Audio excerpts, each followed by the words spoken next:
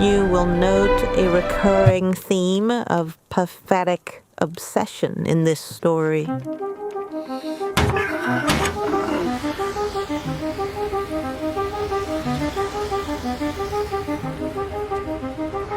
1919, Pittsburgh, Pennsylvania.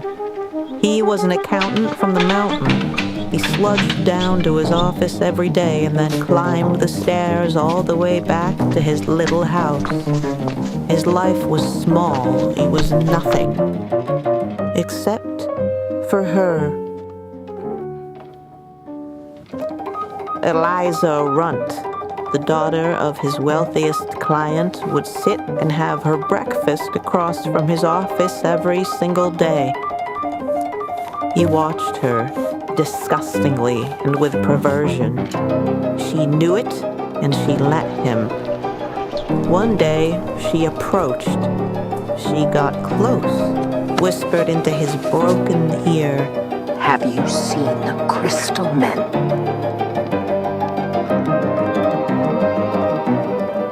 If you were to ask Frederick Runt about his daughter, he would say she was far gone.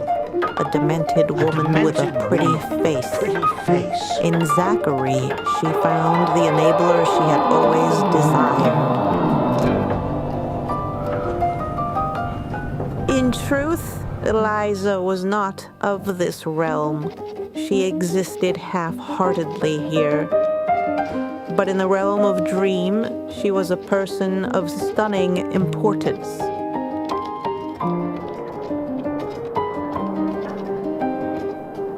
Under her tutelage, he learned how she first saw the crystal men in a dream she had as a young girl, how she followed them, how they called her. One morning, Zachary found Eliza Runt waiting outside his office. "My father is dead. We must leave this place now." Throughout her life of dream work, she had become close with the crystal men. She met with them every night for years at a time, and they had begun making demands. And so they left. She led, and he did not ask questions. They had funds, transportation, and each other. Not once did Zachary ask where they were going.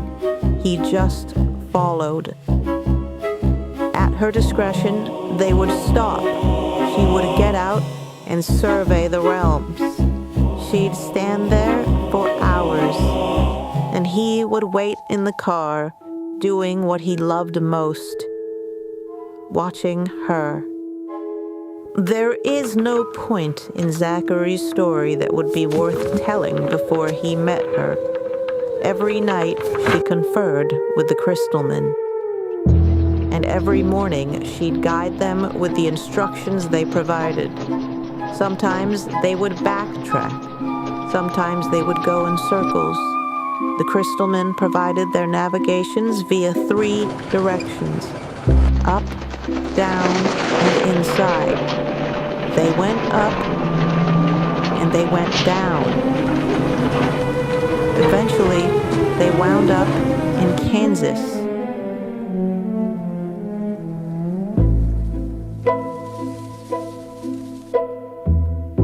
She gazed out at the land and felt an intense desire to thrust at it, to create a puncture. She knew if she dug down deep enough, it would connect, and the sink would be formed.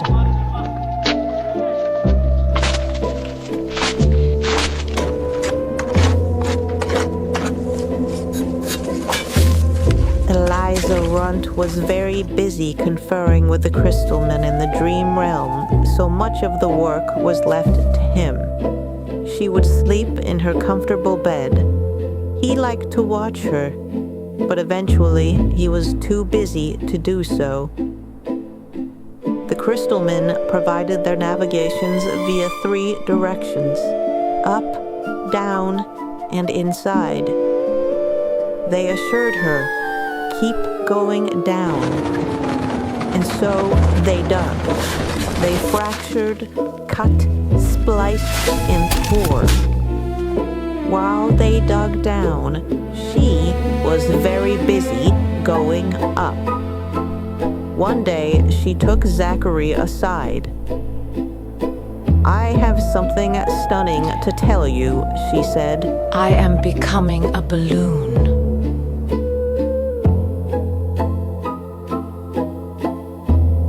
It was true.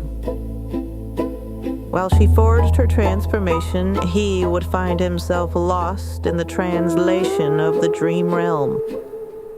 It's why he was so perplexed when she asked him to begin breaking his face apart and inserting crystals inside. Nonetheless, he obliged, for it had been made clear by the crystalmen. While her destination was up, his was down.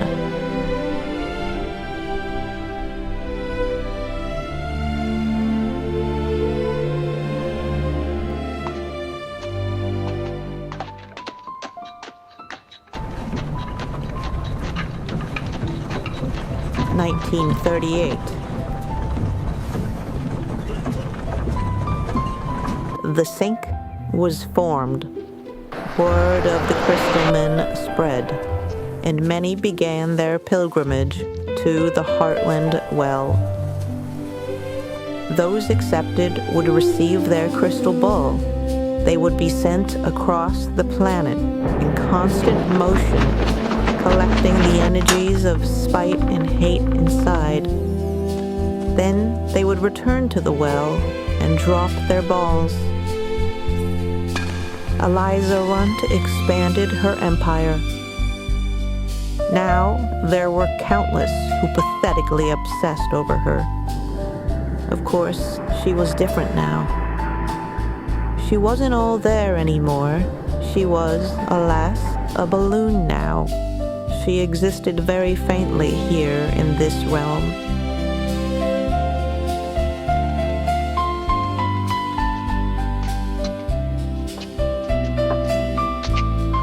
It is said that he, the accountant from the mountain, watched her sleep until he could no longer watch, until his eyeballs no longer worked, until he could no longer climb out of the sink.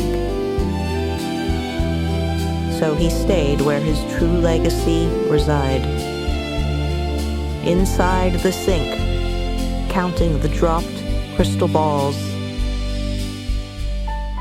Every night in his dreams, he saw her, and she looked him in the broken face and said, I went up, you went down, and we meet here, inside.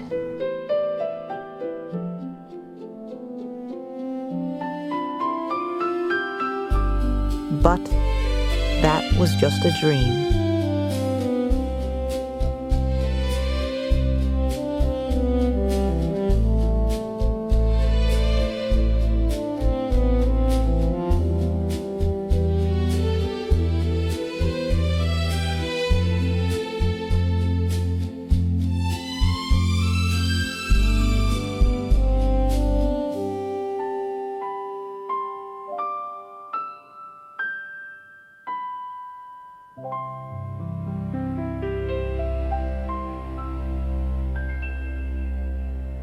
Between 1983 and 2000, before the times of peace, there were 3 wars waged on the Vortex.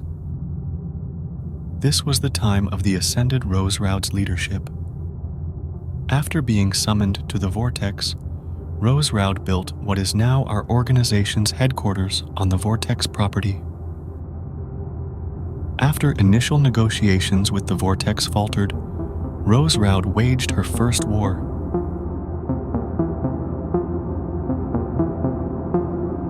We aim to provide the first official documentation of the happenings and reasonings of these wars, including the infamous Third War on the Vortex, often called the True War. It is important to note that we have been at peace with the Vortex for 24 years.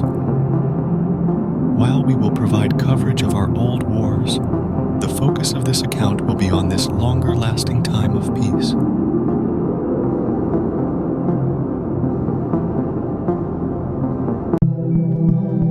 The ascended Rose Roud spent her first day living on the Vortex property in February of 1983. For the first month, she lived alone, observing and communicating with the Vortex. She kept sacred diaries of these days. These were the days she willfully put herself under the spell of the Vortex. These were her goofy days.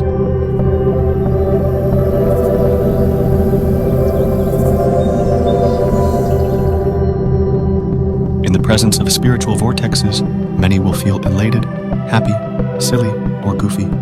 This is a deceptive tactic of the Vortex. Rose Roud, however, was merely leading the Vortex on. After 1 month of her goofy days, she would begin negotiations with the Vortex. But first, she would need to ascend the Vortex. The goofy days and the dewy grass on the Vortex property made it clear that the Vortex was in an active state of mass haunting. Rose Roud ceased her goofy days and began collecting every drop of dew on the property in order to infuse it into a defense potion in preparation for the potential dire event of spiritual warfare. In order to begin negotiations with a spiritual vortex, one must first ascend the vortex. In order to ascend a spiritual vortex, one must first pinpoint its core. To locate a vortex core is a delicate and difficult task only achievable by the most powerful of spiritualists. Luckily, Rose Roud was the greatest psychic medium to ever live.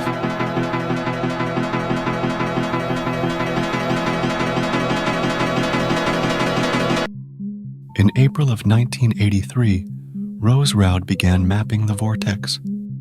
To aid her in this immense task, she was joined by fellow psychic medium Donna Heschley and spiritual healer Turgo Tapid. The results of the mapping project revealed the scope of their enemy, a core measuring no more than 30 yards and rising over a mile into the sky. Once the core was pinpointed, Rose Roud began her work and made multiple attempts to ascend the vortex to begin negotiations. She failed in her first 5 attempts. Donna Heschley and Turgo Tapid were Rose Roud's primary allies in these early days, and they both had very different views. One of Rose Roud's early mentors, Donna Heschley, felt peace must be pursued. The young and fiery Turgo Tapid, however, felt war must be immediately declared on the vortex. The disagreement would lead to the fracturing of Rose Roud and Donna Heschley's relationship, as Rose Roud would eventually side with Turgo Tapid and declare war.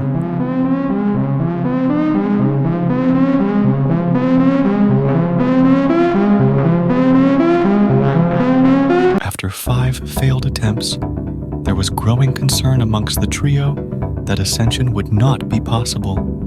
It was, of course, the 6th effort that worked. A veil was placed around the core and wrapped around Rose Roud. She sat in the center of the core for 5 hours and 21 minutes on May 2nd, 1983, and then she ascended. She was the first person ever recorded achieving ascension of a spiritual vortex. She returned from ascension 36 minutes later. Rose Roud would never divulge details of her ascension, saying it was part of her agreement with the vortex. She would ascend an undisclosed number of times in that month of May. These were the first negotiations with the vortex. The return of Hefferton was a significant occurrence. A year prior, Rose Roud sent her soldier Hefferton on a journey to assemble a team. Turgo Tapid drove Hefferton and his team of 8 assembled psychic warriors from the airport to the Vortex property. These were the initial 8. En route, Turgo warned Hefferton, Rose Roud was not pleased with his return. She had just achieved her first ascension of the Vortex, and she saw Hefferton's returning as a disturbing disruption, and she questioned what he had been up to in his travels. Upon seeing Hefferton and meeting his initial 8, Rose Roud quickly determined that they were not up to task. She sent them into the Vortex property to locate the gnome. Hefferton, meanwhile, was angry with Rose Roud for embarrassing him in front of the initial 8. She had called him mean things, and this had hurt his feelings. Hefferton, despite being a skilled empath, was also in fact a drunken, gambling addict. He will not be portrayed positively in this accounting of events. The initial 8 were weak. They all gave up on their task of locating the gnome within a single day. Rose Roud had to punish Hefferton for wasting her time. She sent him into the Vortex property to locate the gnome himself. Hefferton was more skilled than the initial 8, and he found the gnome quickly. The infamous story of Hefferton and the gnome is a long story and will be dealt with in a later video series. Please limit questions about this incident and other gnome incidents until it is properly addressed. We understand there is curiosity and anger toward our perceived secrecy regarding our gnomes, but we assure this is only for the purpose of public safety. Hefferton's next task would be to do what he had been originally asked to do: assemble a team. After the failure of the initial 8 came the Wondrous 5. One of the Wondrous 5 was named Garner Garrison. His role in the events of the Vortex would be transformative. While the Wondrous 5 laid defensive potion around the property, it would be the Californian psychic from Canada named Garner Garrison who disobeyed Rose Roud's orders and walked into the Vortex core. Garner Garrison ascended the Vortex. But unlike Rose Roud, he did not return after negotiations. He was held there, suspended in the air. During the time of Garner Garrison being suspended half a mile in the air, 3 of the remaining Wondrous 4 and Hefferton called on Rose Roud to cease negotiations and declare war on the Vortex immediately. Rose Roud, infuriated with both Garner Garrison and the Vortex for mocking her, had Hefferton shoot Garner Garrison to death in the air. His body remained suspended in the air for another week before it splattered to the ground. The date of the splattering was July 5th, 1983.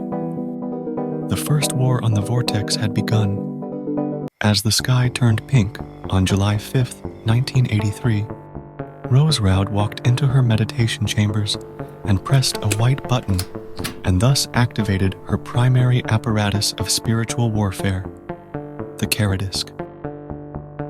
The Karadisc was developed by Rose Roud and her longtime lover in the early 70s. While other tools are necessary for a Karadisc to operate, for now, we will focus specifically on the Karadisc device. Hefferton and the Wondrous 4 positioned the Karadisc to point away from the Vortex core. They applied defensive potion around the property. Meanwhile, Rose Roud sat in her commander base. Her meditation chamber was a place of great power. She soaked in her buke and radiated attack energies. She aimed to assure the Vortex would be sorry it had challenged the ascended Rose Roud.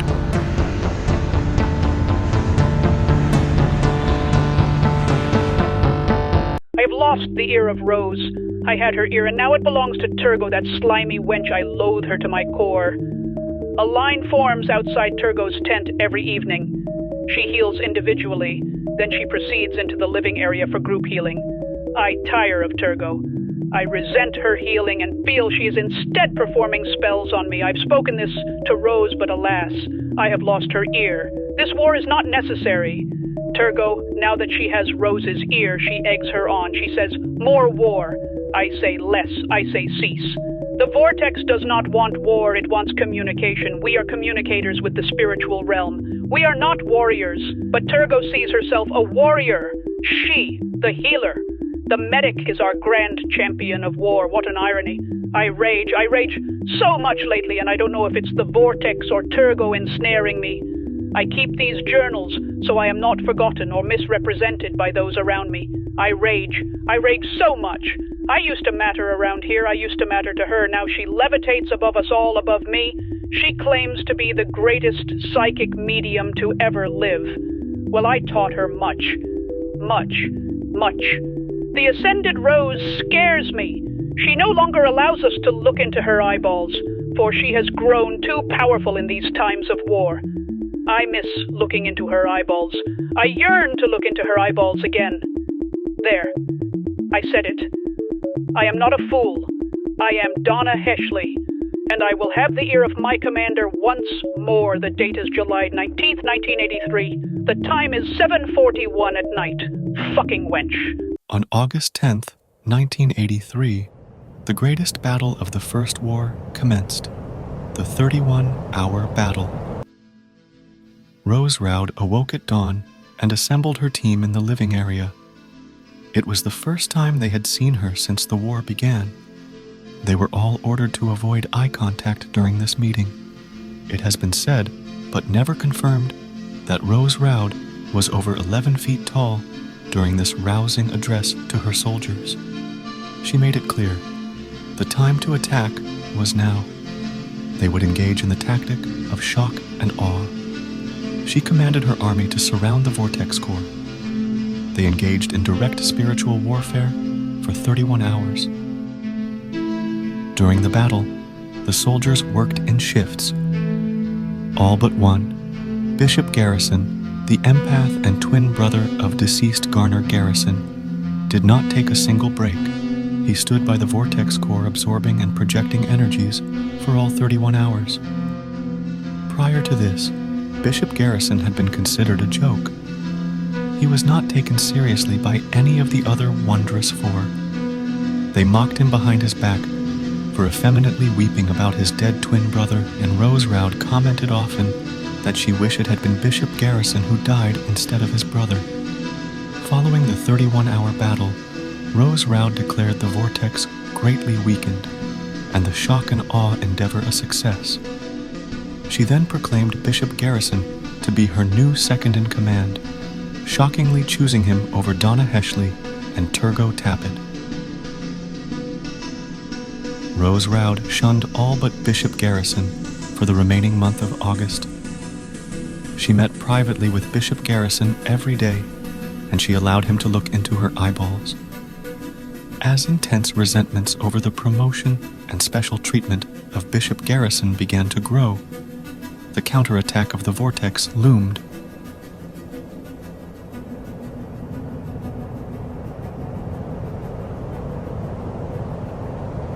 I'm better than them. So much better than them. They mock me. I spend so much time with her now. She lets me in, she lets me see. I know more than them, and they are furious about this.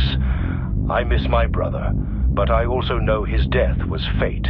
I know it led me to her. I believe she's going to give me this vortex. I believe she's going to teach me to ascend. The vortex is weakening. The headaches are less intense. The grass is less dewy.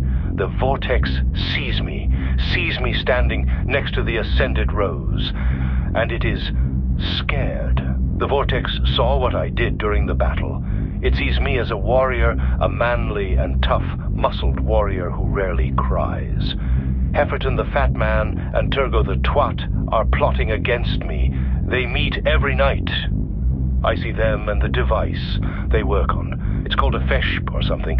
They claim it a game changer. I, Bishop Garrison, I am the game changer of this war. The others don't let me sit with them during supper time. The Ascended Rose doesn't allow anyone to witness her eating during wartime. I believe it is because she is shy about the ectoplasmic goo she leaks from her eyes. But I would never judge her. So I eat alone. All alone. I eat my gravy and beans alone, and no one else can have them. They eat their special foods. I hope they choke on them. But I also do not care. Because they are beneath me. They are beneath myself and my eternal commander and my new best friend, the Ascended Rose. The date is August 29th, 1983. The time is 3:36 in the morning. That morning, everyone woke to a mood of exuberance. The spiritualists, who had been angry with one another and engaged in conflict, decided to frolic giddily together on the fields. They did funny walks and made silly voices to one another. There was joy in the air, and there was no dew in the grass. No one had a headache. The war was clearly over, said Bishop Garrison. Rose Roud agreed. Thus, the first war was declared mission accomplished. Victory would be celebrated. If Rose Roud had not been weakened by her valiant war efforts, she would see the obvious, that the Vortex was playing a trick on her. The Vortex would engage in a months-long period of deceptive peace. Similar to the Goofy Days, this would be a period of pure joy. Unlike the Goofy Days, however, the deceptive peace was not a trick being played by Rose Roud. She had actually been fooled by the Vortex. Turgot Tappet warned Rose Roud immediately. She was being misled by her enemy and her new so-called ally, Bishop Garrison. One night, the spiritualists got naked and danced by the fire. They showed each other their silly walks and funny voices. The Vortex watched their derangement from the distance, gaining strength and preparing for the Second War. On December 16th, it would strike them with a ferocious and shocking blow.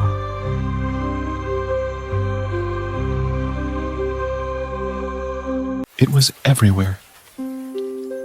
It bubbled from the grass. It dripped from trees. On the morning of December 16th, 1983, the deceptive peace came to a startling close, and the Second War began. Ectoplasmic goo was the artillery of choice for this grand attack by the Vortex. The spiritualists spent the following week cleaning and collecting the ectoplasmic goo, which made them all gravely ill. A great dispute occurred over what to do with the goo. Some wanted it to be burned. Some wanted it to be dumped in the lake. It was Turgot Tappet, however, that demanded the goo be preserved in a special buplin. Rose Roud, feeling that preserving the goo would be too dangerous, decided to burn the goo during a ritual. Some have suggested that this burning of the goo was a false flag event, and that the real ectoplasmic goo was preserved in a secret buplin deep in the woods. These rumors have never been verified and are considered conspiratorial.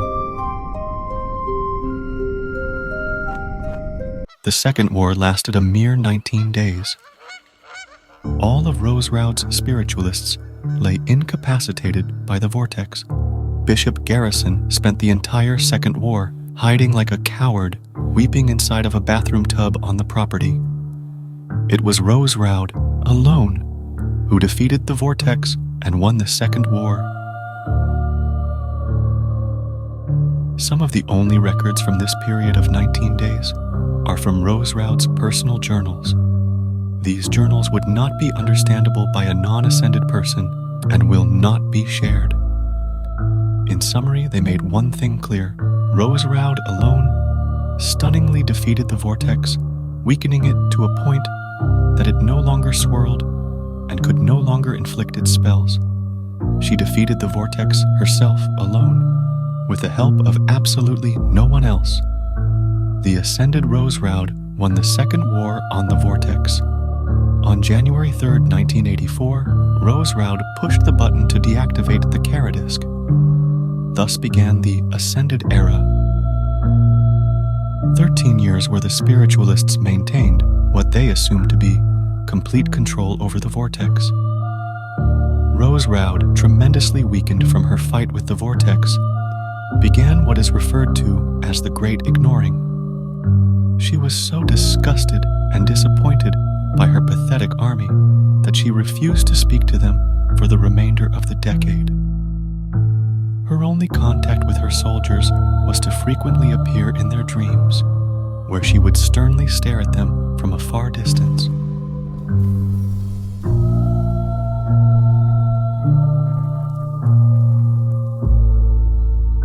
The Ascended Era lasted 13 years.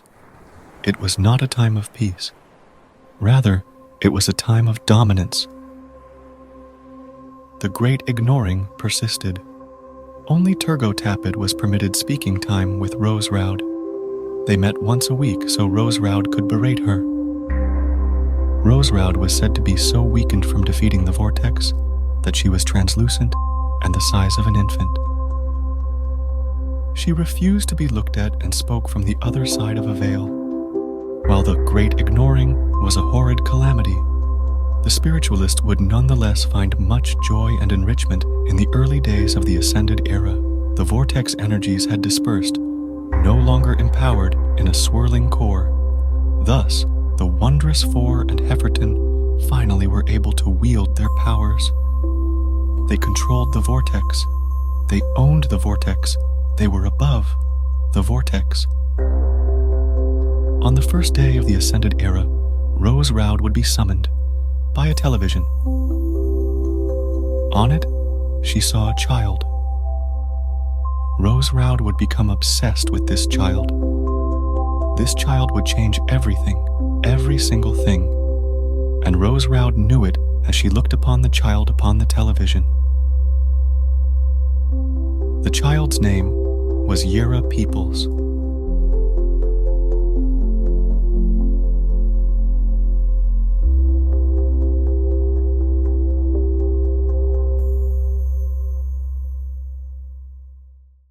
I fear that perhaps my time is nearing its conclusion. I am sick.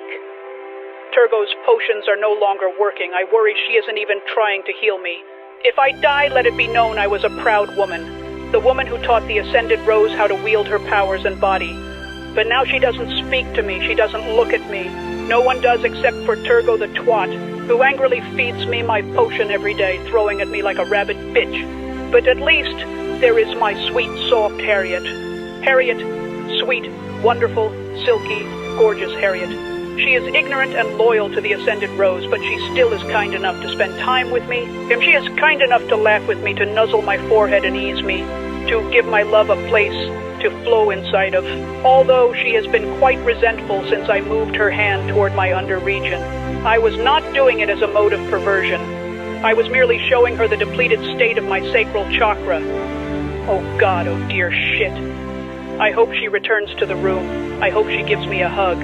I worry they've changed the key. I haven't had potion in a while. This is Donna Heshley. The date is May 11th, 1985. Oh dear, I don't want to die.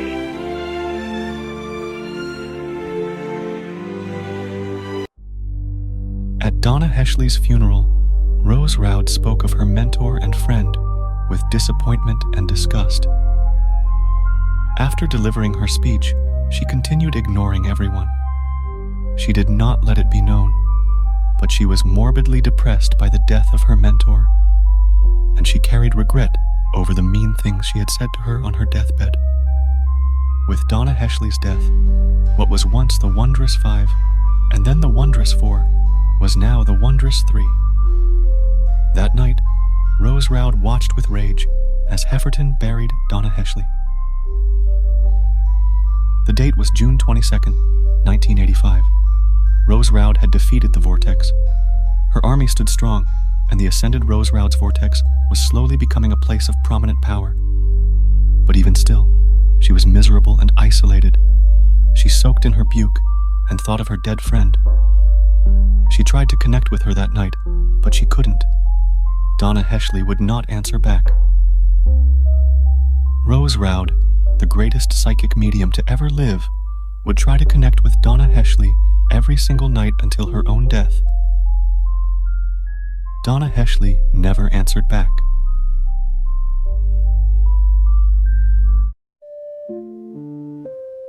Harriet Johanna was the third, thus far unmentioned member of the now Wondrous Three. She was a jack of many trades. An empath, a psychic, a partial healer, and a tarot master. She acted as primary aide to the ascended Rose Roud. During the Great Ignoring, Rose Roud would deliver orders telepathically. Harriet Johanna's primary task was to acquire the child, while Turgot, Bishop Garrison, and Hefferton took great joy in the ascended era. Harriet Johanna was terribly affected by the Great Ignoring. She had taken significant joy in making Rose Roud her breakfast and cleaning the ascended Rose Roud's robes and face after dinner. But now her days were spent hopelessly pursuing a child celebrity. Meanwhile, a love affair began to swirl. Turgot, Tapid, and Hefferton had grown close during their long development process of a new prototype device, the Feshp. Turgot would often ask Hefferton, why was he not wondrous? Why did he allow Rose Roud to emasculate him? One night, Hefferton watched Harriet Johanna, sobbing, smoking a cigarette by the buplin. It was then that an idea struck him. He would be the one to acquire the child. He would end the Great Ignoring, and he would be proclaimed wondrous once and for all. Being a highly disciplined empath, Bishop Garrison was able to tune into the emotions of others. This, he claimed, is why he spent the entire Second War weeping in the bathtub. Everyone absolutely loathed Bishop Garrison. His only friend was his pen pal, the Hungarian prince.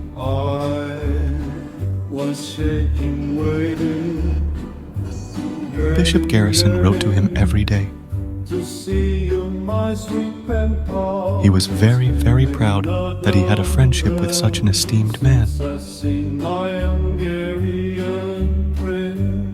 On Christmas of 1987, Bishop Garrison would do something unthinkable.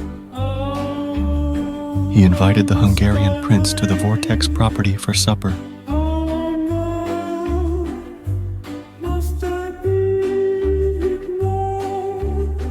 As has been clarified many times, there were and are still no visitors allowed to the Vortex, not even royalty. This was a clear violation of Rose Roud's rule.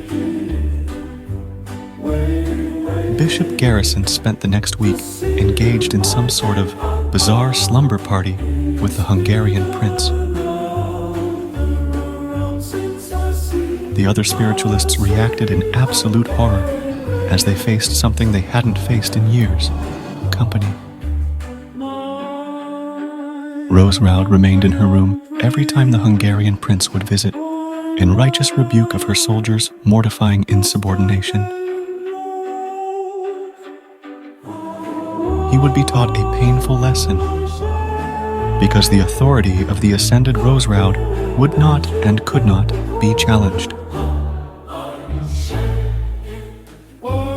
And, as has been made very clear, there were and are no visitors allowed to the Vortex. The Feshp was a work in progress for years. It wasn't until the summer of 1988 that a working version was placed atop the hill.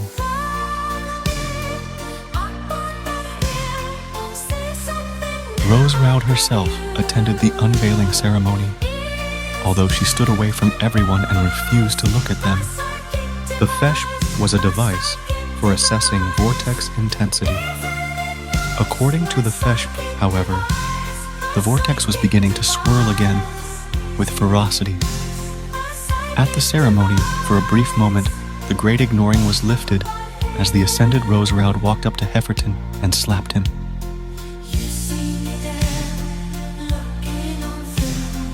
In front of everyone, in front of his lover Turgot, in front of the Vortex itself, she slapped him on the face. She slapped him on the rear. She slapped him and slapped him and slapped him. "How dare you?" she screamed. "I have defeated the Vortex. It sits there bowing to me. It does not swirl, and it will never swirl again." She slapped him once more, and she left Hefferton bleeding on the ground.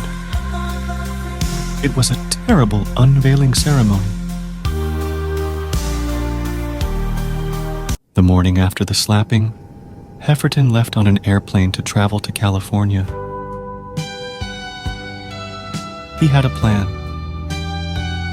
He would get very drunk on a series of connecting flights until he was kicked off. From there, he would stay at a series of hotels where he would order food and vomit inside nice bathrooms. Hefferton was very excited about this. He needed some time off after the slapping, and he wanted to avoid seeing his lover Turgo after being repeatedly slapped in front of her. While Hefferton flew over the desert, drunk, sad, and happy, something truly wondrous would happen. Seated next to him on the airplane was a mother and her daughter. Hefferton began talking to the mother and learned she was also a spiritualist. He drunkenly confided all of his shames and humiliations to this mother and child. When he got off the plane, the mother invited Hefferton to join them at an event. Completely intoxicated, Hefferton showed up to the taping of a television show hosted by a child psychic. The lights dimmed, and the announcer shouted, "Please welcome the little girl who can talk to the dead." Hefferton smiled proudly to himself as some puke fell out of his mouth. His plan had worked. He was in.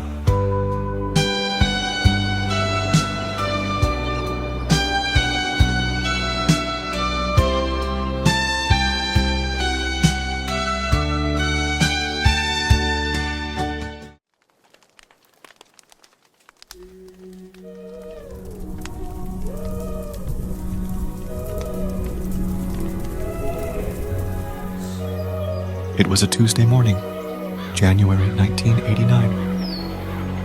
A delivery truck approached the Vortex property and dropped off a box addressed to Rose Roud. Inside was a crystal ball and a hastily written note. It read, "Be back soon. The great ignoring nears its end." The note smelled of tacky booze and casino carpet. My rose, I'm a producer now. Be back soon. A big producer now, you see. But the show is coming to an end. It got canceled. The show is coming to an end. They found the boy she said was dead. They found the boy she said was dead. He was alive. She had told the parents to stop looking for him. They found the boy she said was dead. Alive! Oh my God! In a ditch. Alive without a hitch. Oops. She had assured the parents that he was dead. But he was alive. Oops. Assured them he was definitely dead. She told those parents to go ahead and stop looking for his son. My rose, be back soon, my rose. Be back soon, my rose. Be back soon, my rose. The one, the only. Please welcome the little girl who can talk to the dead. Year of Peoples. But the show is coming to an end. It got canceled. The show is coming to an end. They found the boy she said was dead. They found the boy she said was dead. Was alive. She had told the parents to stop looking for him. Found the boy she said was dead. Alive. Oh my God. In a ditch. Alive without a hitch. Oops. She had assured the parents that he was dead, but he was alive. Oops. Assured them he was definitely dead. She told those parents to go ahead and stop looking for their son. Be back soon, my rose. my rose. Be back soon, my rose. The sky noise started on a brisk March morning. Turgot Tappet's journal described it as a filthy screech. Harriet Johanna said it sounded like a gurgling echo. It came from the sky, above the vortex core. Unusual smells, visuals, and sounds are not unheard of in the proximity of a spiritual vortex, but the suddenness of the sky noise panicked all the spiritualists. If they were truly in the Ascended Era, why would the sky be making such odd noises? Was the Feshp correct? Was the vortex beginning to swirl again? Rose Roud stayed in her meditation chamber that whole day. When she came down for supper, the spiritualists asked her to please cease the great ignoring and tell them what the sky noise was. Rose Roud ignored them. In truth, she herself was the most upset by the sky noise because she knew exactly what this particular sky noise was. This was a summoning.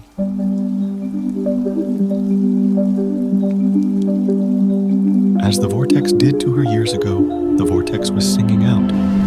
Throughout the realms, the vortex was calling upon an ascender.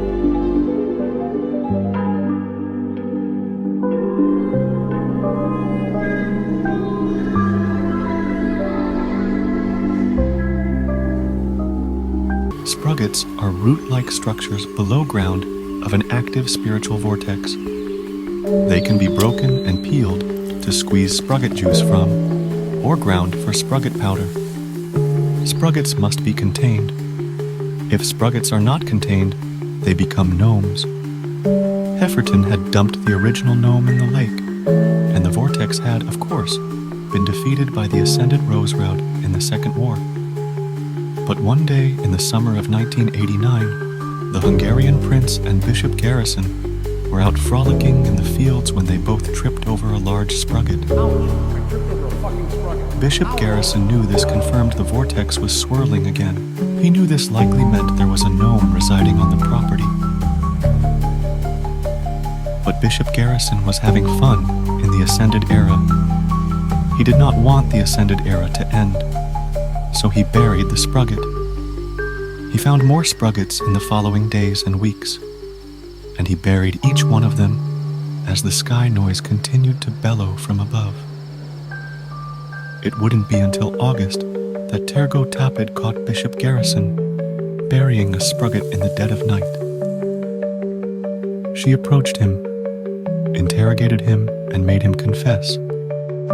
She then blackmailed him with the information.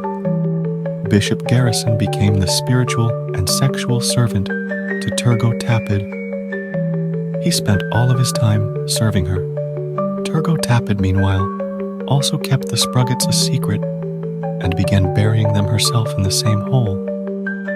Because if the Ascended Rose Roud found out about the sprockets, then she would make them all search the property and find the gnome. This was not a task anyone felt like doing, because everyone was busy having so much goddamn fun in the Ascended Era.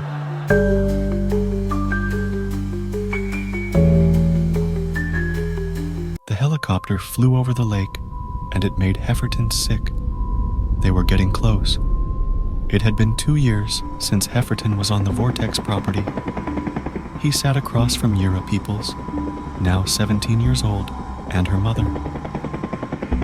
In the 2 years, Hefferton had become a producer of Yura's successful television program. She had been the little girl who could talk to the dead until a recent controversy resulted in her show's cancellation and an immediate need for funds. Hefferton had made multiple sexual advances toward the mother until she relented. They were now a disgusting husband and wife. He, Hefferton, now somehow the surrogate father to this infamous child.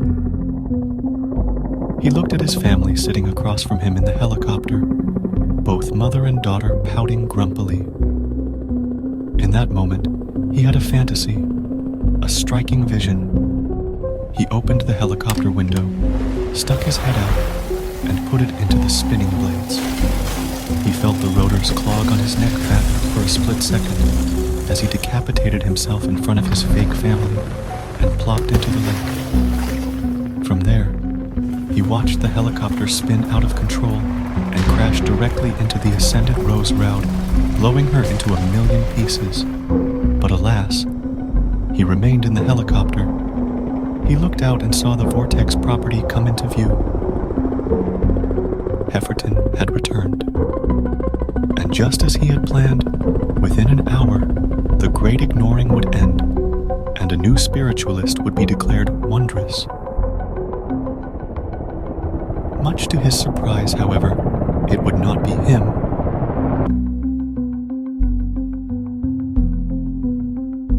A helicopter landed on the Vortex property. Hefferton got off first. He had gained weight. He approached Turgo Tapid, who spit on his crotch in disgust. He moved on to a chained-up Bishop Garrison, who solemnly nodded at him. Then he approached her. The ascended Rose Roud had not seen Hefferton since the slapping occurred years prior. Rose Roud ignored Hefferton as he approached and whispered something gently in her ear. After he whispered this, Rose Roud turned to Hefferton. She embraced him and gave him a kiss on the forehead. She walked to the helicopter, knelt to her knees, and stretched out her arms. Yira Peoples had arrived, and out she stepped off the helicopter. As striking and magical as Rose Roud had imagined her. Rose Roud stepped forward, tears of happiness gleaming in her eyes. And then, an older woman, the mother of Yira Peoples and bride of Hefferton, stepped off the helicopter. Rose Roud's face dropped. She turned to Hefferton. "Who the fuck is that?"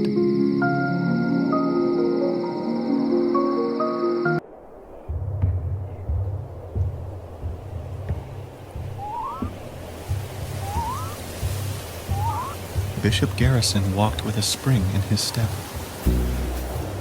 He was delighted. He was on his way to the first party thrown by Rose Roud since the end of the Great Ignoring.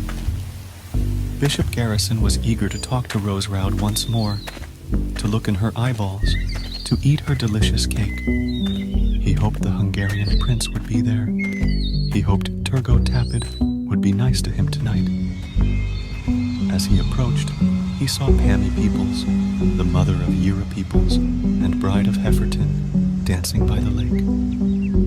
She waved to him. He waved back. "Are you going to the party, Pammy?" Bishop giggled gleefully. He then watched as she repeatedly slammed her own head against a rock until she lay motionless, covered in blood, making a disgusting gurgling noise. Bishop Garrison stood frozen in shock, watching the gurgling woman for a full 10 minutes before he sprinted to inform the others of what he saw. He entered the party and screamed, "The child's mother is dead! She bashed her head into a rock by the lake." "My mother is dead!" shouted Yira Peoples, horrified. "Yes, yes! She is gurgling blood by the lake! It's awful!" As everyone panicked, Bishop Garrison walked up to Hefferton. "I'm sorry for your loss." "What loss?" "Didn't you hear?" said Bishop Garrison. "Your wife is dead. She broke her head by the lake." Hefferton stared off. "Shame. She would have loved this cake."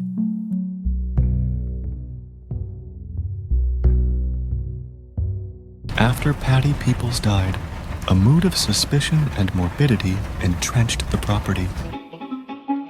Yira Peoples was given a potion to offset her violent state of grief. She stayed under the watch of Turgo Tapid, who comforted her and provided her warmth. Hefferton, meanwhile, was nowhere to be seen. After 5 days, Bishop Garrison led a solo search party to find him. Bishop Garrison came upon a hump in the grass. Inside the hump, he heard the voice of Hefferton. He took out a knife and stabbed the hump. Juices poured out of it. The hump began to subside. He heard the sound of Hefferton screaming in agony. Bishop Garrison, yet again, sprinted back to the residence in a panic. He banged on the door of Rose Roud. she answered her door and saw Bishop crying. She smacked him. "Why do you always run through doors with your tears like some sort of little fairy boy? What sort of soldier are you?" Rose Roud asked. Bishop Garrison composed himself and whimpered, "Ascended Rose, I have awful news. There are gnomes on the property. I found Hefferton inside of one." It is said that at this moment, the rage of Rose Roud was so potent that Bishop Garrison urinated himself in front of her. When he did this, Rose Roud became even angrier and brutally beat him. She spent the next hour beating up Bishop Garrison for delivering such awful news to her. They would soon discover there was not one gnome, not two gnomes, not three nor four. No, there were 5 gnomes residing on the Vortex property. Five gnomes. The reckoning of the 5 gnomes had begun. The spiritualists sat one evening, eating a delicious spaghetti meatball dinner. Hefferton entered the dining room. He was covered in a thick, gooey substance. They hadn't seen him in months. Hefferton smiled bashfully. "May I please have some spaghetti meatball?" he asked. In the months of Hefferton's absence, much had changed. Yira Peoples had taken over as second in command to the Ascended Rose Roud. She spent all of her time under the tutelage of her new commander. She was rarely allowed out onto the Vortex property, as Turgo Tapid led the dangerous gnome mapping project. Harriet Johanna, Bishop Garrison, and the Hungarian prince searched the property for hours each day, attempting to locate Hefferton and the 5 gnomes. Every day, Turgo Tapid returned to have supper and be berated by Rose Roud for not finding a single gnome or Hefferton. It was a time of tension. It was a time of jealous simmering. So there Hefferton stood, covered in goo, drunk, on a balmy pink evening, August 10th, 1990. Rose Roud slurped her spaghetti meatball. She stood up and said, "Dear Hefferton, welcome back. We missed you, but your time is now concluded." Hefferton sprinted out the door. Yira Peoples sent spiritual energies toward Hefferton as he ran away. He fell flat on his face. This is how Hefferton broke his face. Rose Roud looked at her pupil and smiled. "The acquired child, you are my favorite person to ever live," Rose Roud cooed proudly.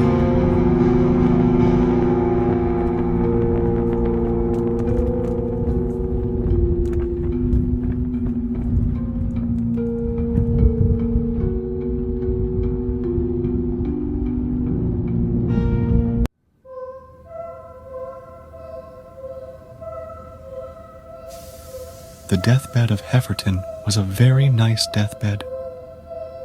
He kept the sheets clean and pleasant smelling. He had placed candy by the bedside in case a friend ever visited. None ever did. It was September 6th, 1993. Hefferton's gnome infection had put him out of commission. He was frail. Hefferton was kept in a broken buplin to avoid the spread of his gnome infection. A tiny man in pointy shoes visited him once a week and gave him a medicine. The medicine made Hefferton's face stop hurting. It made his feet go numb. Hefferton grabbed the tiny man in the pointy shoes and pulled him into his deathbed. "Please," he said, "take me outside. Take me to the Vortex core. I need to ascend." The tiny man in the pointy shoes had been warned about this. He gently touched Hefferton's hand. "I am not allowed to bring you to the Vortex core, Mr. Hefferton," said the tiny man. And then he left. It had been a year since Hefferton saw any of the other spiritualists. He was isolated in a bunker of doom, left to bleed out by his own commander and surrogate daughter.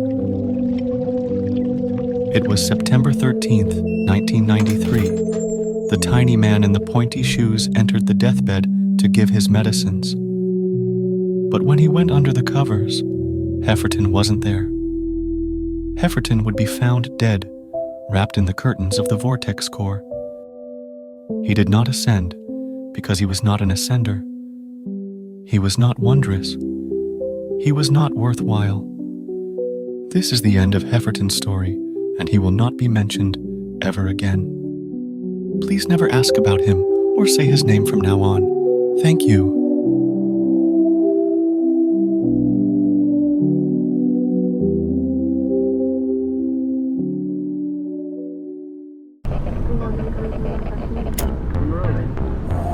For the first time ever, the spiritualists on the Vortex property engaged in a recruitment process.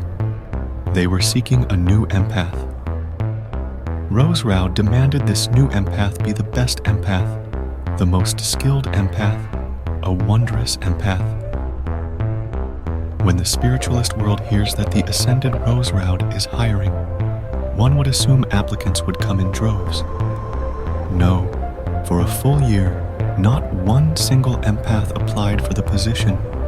All were clearly too cowardly and pathetic. Without an empath, who on earth would read the FESHP?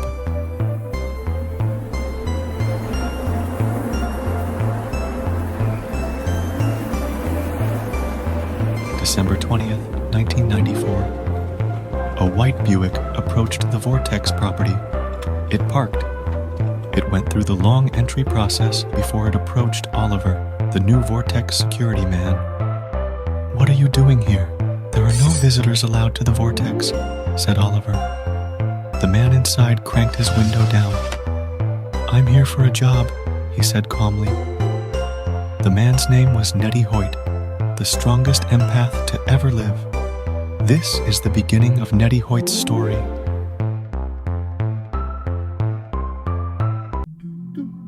Nettie Hoyt's interview with Rose Rao went well. It lasted 13 hours. Nettie Hoyt brought a new energy to the Vortex property. It was almost as if the resentments and spites of the past dissolved upon his arrival. Everyone loved Nettie. Everyone except Yira Peoples. She found the new empath smug. She hated his face. Sometimes she fantasized about cutting his face with a pair of scissors. But Rose Rao felt much differently. The journals of Rose Rao reveal she had fallen in love with Nettie Hoyt. She wrote pages of extremely well-told, spiritually erotic fiction about him, and enjoyed watching him get wet and naked in the bath. She was not subtle in her pursuit, and began engaging in inappropriate touching and rubbing during meetings with Nettie. "Ascended Rose, please don't touch me like that," said Nettie. This was the first time Rose Rao had ever been sexually rejected. She was mortified. Over the following weeks, Rose Rao gazed on at Nettie with angry lust, while Yira Peoples eyed him with repulsion, until March 15th, 1995. Yira Peoples was assigned to partner with Nettie Hoyt for potion dispersal that morning. They rode the property together, Yira Peoples trying to avoid looking at Nettie's dumb, terrible face. They stopped to insert potion into the first buplin. When Nettie returned to the four-wheeler, he put the potion bag into the back and climbed next to Yira Peoples. They rode on to the next buplin in silence until Nettie spoke. "You dislike me?" Yira turned to him. "Yes, I do." "Why?" "I do not like empaths. You feel?" "You are good at feeling." "What good does that do us?" said Yira Peoples. "Also, I do not like your dumb, ugly face." Nettie nodded. "Many enjoy my face," said Nettie. "I do not. Our last empath was a nothing man, a loser. He destroyed my mother." Nettie nodded more. "You are angry." Yira Peoples parked the four-wheeler. She slashed Nettie in the face with her nails. Blood splattered. Nettie nodded. "Please do that again." She did it again. "Once more." She slashed his face once more.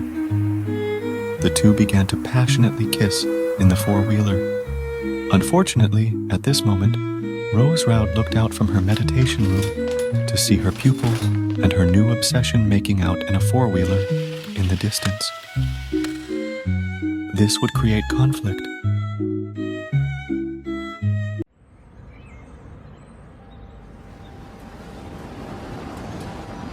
Friday morning, August 11th, 1995. Bishop Garrison parked outside Pop Mart. He was under direct orders from the ascended Rose Roud to find and procure the collar bell. He went into Pop Mart, said hello to store owner Bob Pop, and walked immediately to the bell aisle. He grabbed the first bell he saw and brought it to the checkout lane. It was a bright blue, tiny bell. "Good morning," said Bob Pop as he scanned the bell. "Oh, hello, nice morning. What is your bell return policy?" asked Bishop Garrison. "Bells must be returned within the week for a full refund. Please check your bell before leaving to make sure you are satisfied," smiled Bob Pop. Bishop Garrison purchased the bell, walked outside Pop Mart, and went to the payphone across the street. He dialed. A click on the other end. "Ring it!" snapped the voice of Rose Roud. "Ring it to me!" Bishop Garrison held the bell to the phone. He rang it. Silence. "No, that is not the bell." Click. She hung up. Bishop Garrison walked back across the street, went back into Pop Mart, walked back up to Bob Pop at the checkout counter. "Hello, I need to return this bell. Is it broken?" asked Bob Pop. "No, just not the bell for me," said Bishop Garrison, cracking his chapped lips with a pleasant smirk. 14 hours later, Bob Pop watched as the strange man across the street rang a bell into the payphone. The sun was setting. The man walked back to the store, returned the bell, and brought another to the checkout lane. "This is the last bell," Bob Pop said. "You have purchased and returned all my other bells." "Well, let's hope this is the one." Bishop smiled. Bishop Garrison plopped across the street. Yet again, he dialed the payphone, rang the bell into it, and waited. He hung up. He walked back across the street, entered the store. "Sir, you have purchased and returned every single bell," said Bob Pop. Bishop Garrison politely smiled. Yes, it turns out it was actually the first bell. Bishop then purchased the bright blue tiny bell and left. 1 week later, Turgo Tapid watched as Bishop Garrison operated a strange panel device in the dining room. "What are you doing?" Bishop Garrison withheld the truth. But Turgo Tapid was a strong interrogator and potion crafter, so she quickly broke him. Turgo Tapid confronted Rose Roud that night. "Ascended Rose, why have you been making the queer man do such odd things with that bell?" asked Turgo. Rose Roud soaked in her puke, dazed. "My sweet Donna," she sang, "your beauty oozes." Turgo Tapid left the room. Donna Heshley had been dead for over 10 years. Rose Roud had never, not once, gotten someone's name wrong. And why was she making the queer man do such odd things with that bell? Turgo came to a sudden realization. Rose Roud had lost her mind. Her reign was complete. It was time. Time for Turgo Tapid to finally take control of the Vortex.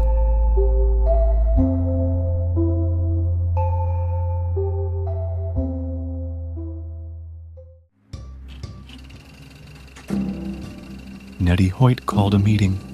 "Ascended Rose, I have completed my mapping project and have located each gnome.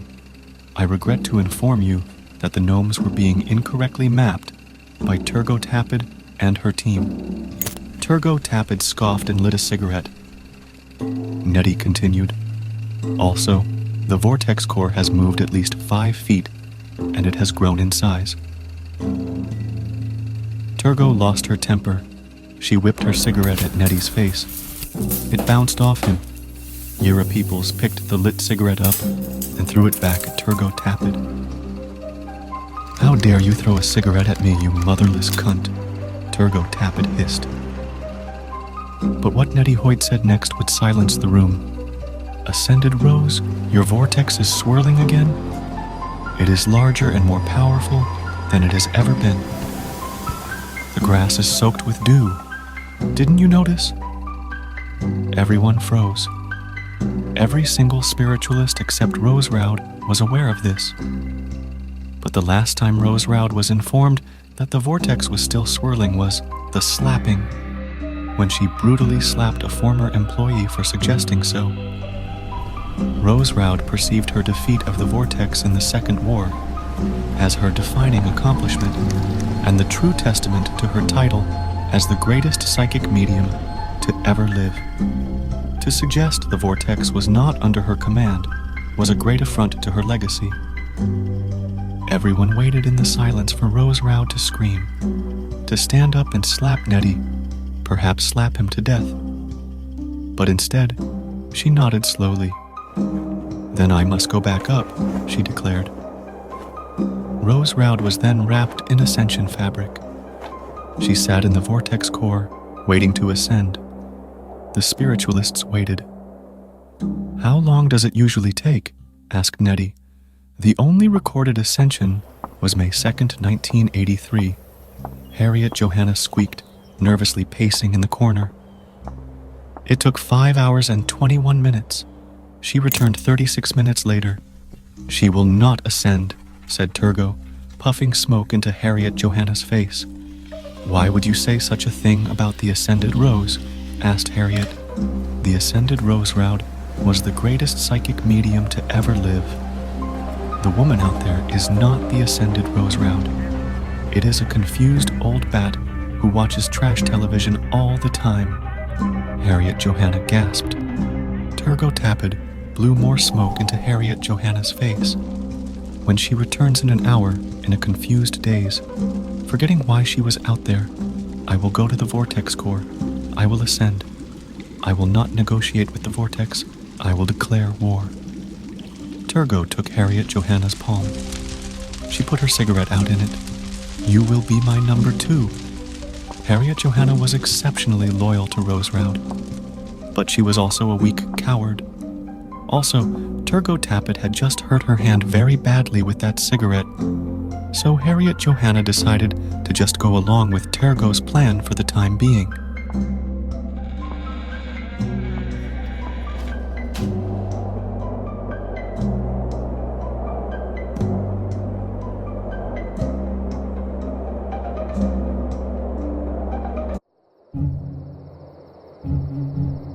November 3rd, 1996. 2 in the morning. Turgo Tapid sat in the vortex core, wrapped in ascension fabric for the 37th time since March. Despite her many attempts, she could not ascend. Neither could Rose Roud, who had only made 2 attempts herself. Harriet Johanna kept watch from the attic. If anyone were to find out that Turgo Tapid was attempting to ascend, they would know a coup was underway. The attic door opened. Bishop Garrison entered. "Harriet, what are you doing in the attic?" Harriet Johanna panicked. "I have betrayed the Ascended Rose. I deserve to die," she shouted, hitting herself in the face. Bishop Garrison then realized that Harriet Johanna was in the attic for the same reason as him, to keep watch for Turgo Tapid. He closed the door and left, without saying another word. Turgo Tapid felt that her command over Bishop Garrison and Harriet Johanna would be strategically vital in her attempt to take control of the vortex. Little did she know, an opposing alliance was flourishing. Yira Peoples and Nettie Hoyt, dissatisfied with the other spiritualists, began forming a new plan. November 11th, 1996. Nettie and Yira took a strapped oak chair to their pinpointed spot. They poked the pointy legs of the chair into the moist earth. Nettie strapped himself into the chair while Yira planted 10 rod devices into the ground. Nettie put his fingers into the rods. Yira kissed him tenderly before placing a metallic mask over his face. This was the reader chair, created by Nettie Hoyt when he was merely 9 years old. When operated by a skilled empath, a reader chair allowed one to communicate with the realm between dirt and soul, the gooey place deep within, the place that makes us gurgle. To put it simply, Nettie would use the reader chair to introduce himself to each of the 5 gnomes. He would then begin negotiations with the gnomes. Every day became similar. Turgo would sneak off and try to ascend in the early mornings, with the watchful aid of her dubious duo. Nettie and Yira would set up the reader chair, and Nettie would communicate with the gnomes. And Rose Roud, oblivious to it all, would watch her television, occasionally remembering to perform Vortex-related tasks. April 11th, 1997. It was Nettie's 9th meeting with Carl, the 3rd gnome. When interacting with a gnome, one must be cautious. Gnomes can be extremely charismatic and fun to be around. They are very silly and good at tickling. Nettie Hoyt was skilled enough to handle it, though. He never acted silly with the gnomes. He never let them see him smile or tickle his sensitive places. When the gnomes acted silly, Nettie would sternly say, "No, we cannot be so silly right now. We must negotiate." And the gnomes respected Nettie Hoyt. So they listened. While Nettie operated the reader chair, Yira Peoples kept him moisturized and fed. Nettie had given strict instructions. "If you see me acting silly, unplug the reader chair." Negotiations were going well, and a deal was nearing. This deal would call for the spiritualists to allow the 5 gnomes to live on the Vortex property with the conditional promise of no gnome attacks and limited proliferation. Constant contact would need to be maintained between the gnomes and Nettie Hoyt for the deal to be upheld. A high antagonistic gnome population makes ascension nearly impossible. Nettie knew this and felt negotiations were the only way to proceed. If the gnomes were on their side, he felt they would aid in ascension. Turgo Tapid also knew this. She disagreed with negotiation. She felt all the gnomes should be slaughtered instead, so she could ascend. May 3rd, 1997. Bishop Garrison walked the property, thinking of his dead twin brother, his dead mother, his dead father, when he noticed something in the distance. Across the lake, a strange vibration caught his eye, something twitching. He made his way to the other side, falling several times in the dirt. He reached it. He yelped in an effeminate manner. It was a gnome, the first gnome Bishop Garrison had ever seen.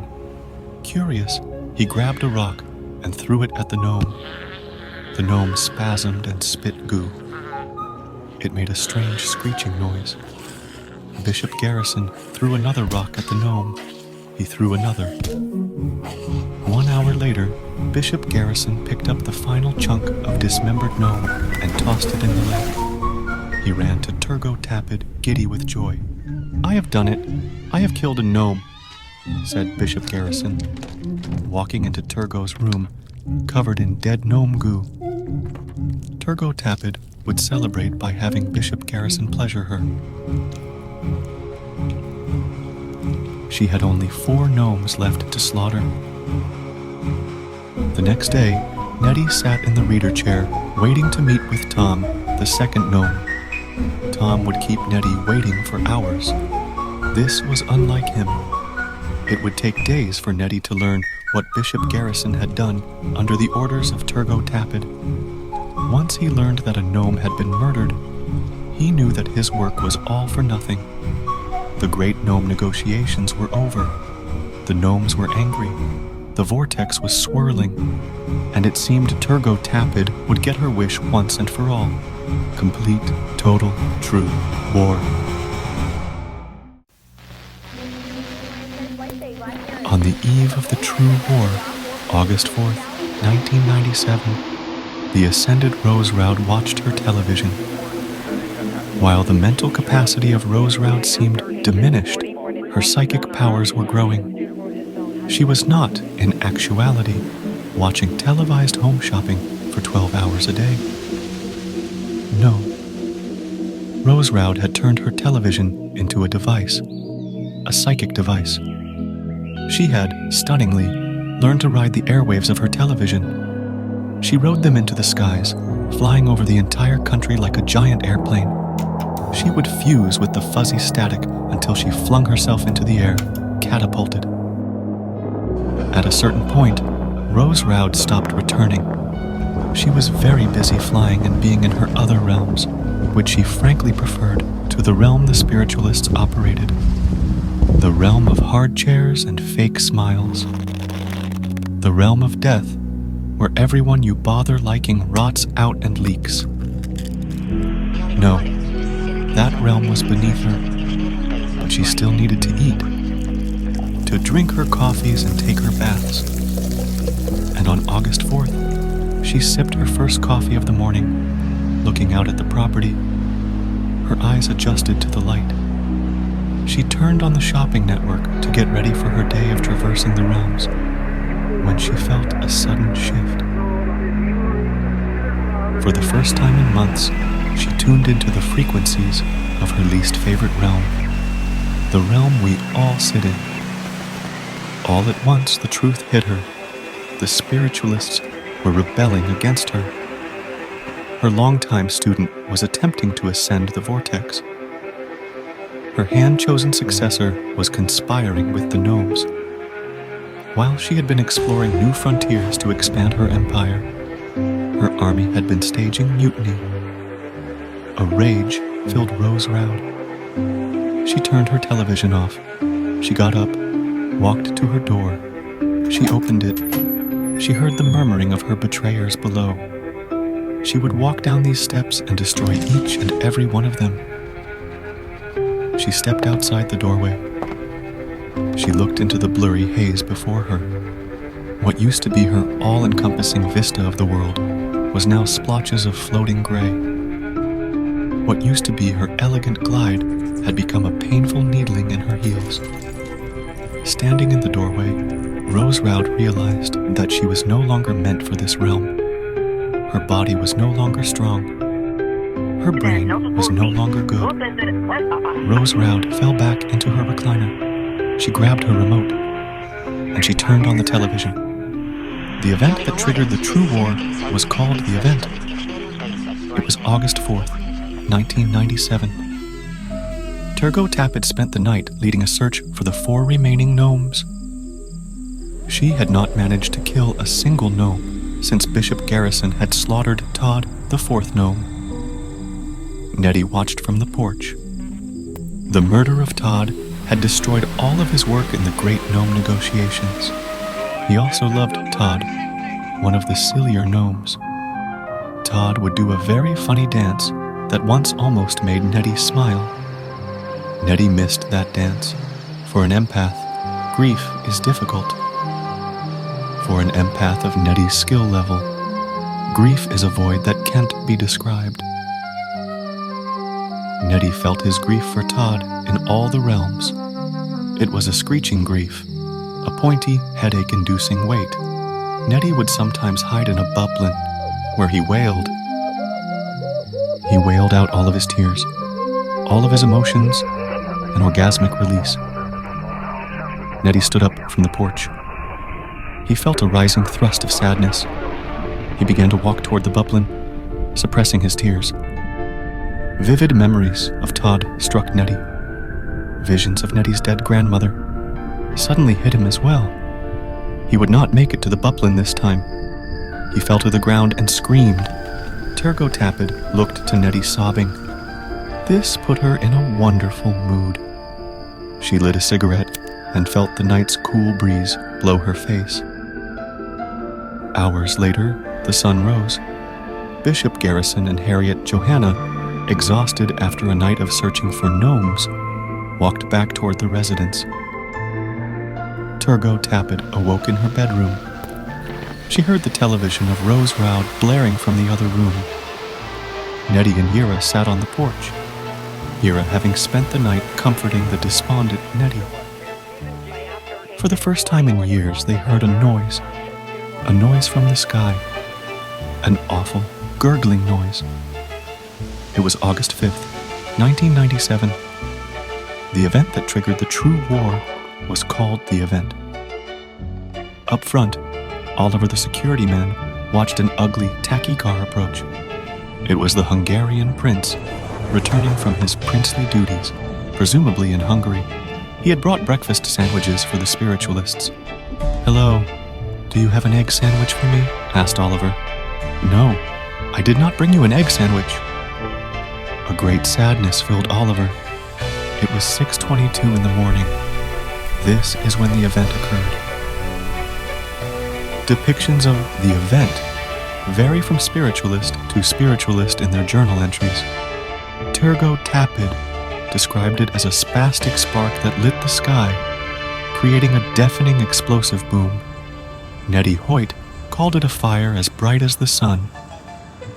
Oliver wrote in his journal exclusively about the egg sandwich incident, infuriated that he was not considered when the egg sandwich order was placed.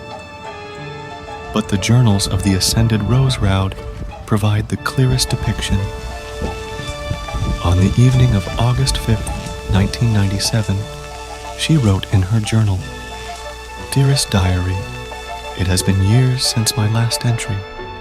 I have been very busy in the other realms. I have figured out how to use my television to fly. I merge with the airwaves and soar through the skies like a giant airplane. I'm not sure why I hadn't thought of that before. I've spent the past few years setting up and aiming my artillery, and today I fired upon the Vortex. I transformed into a psychic missile and exploded the Vortex in a full-on assault. If the Vortex won't allow me to ascend, if it conspires against me and plants its nasty gnomes, then I must respond. I just must. There will indeed be retaliation. This will certainly initiate the third war, and this will be the true war. But I will not partake in this war. I will be in my other, far better realms. Also, breakfast was awful today. I absolutely loathe egg sandwiches. Ew!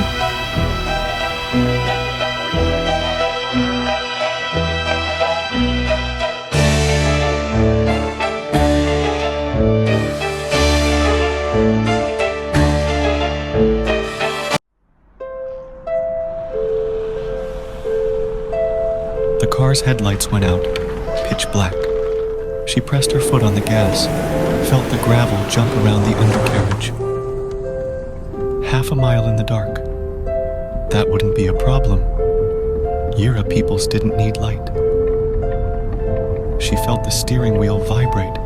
She steadied it, then took a sharp right turn, pumping the brakes as she felt the car descend a steep slope. Eventually, she saw the fire in the distance. She parked. She popped the trunk. She grabbed a long cylindrical device with a sharp button, shut the trunk. As she approached, the fire shrunk. Yira gripped the cylindrical device, called a prunt, and pointed it at the flame. She pressed the sharp button until it cut into her thumb. Blood burst. The prunt activated. The fire disappeared. Yira pulled out a tiny bottle and dipped her thumb into the potion. She didn't used to smoke, but 14 months of war had changed her. It was Halloween, 1998. The breeze was cool. She put her hand on the hood. She closed her eyes. She opened them.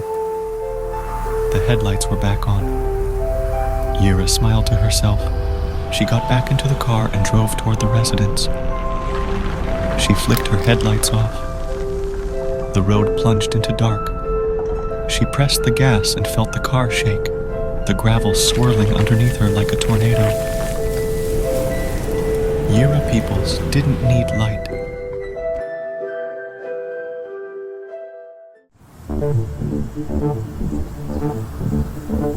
The true war was a heavy burden for all the spiritualists to bear. They had forged a temporary alliance among themselves, following the event. Turgot Tappet had agreed to stop attempting to kill the gnomes in exchange for being named Commander of the War Efforts.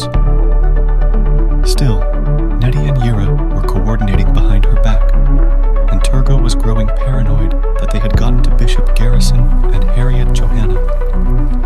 Nettie spent hours each day in his reader chair, desperately trying to restart communications with the gnomes.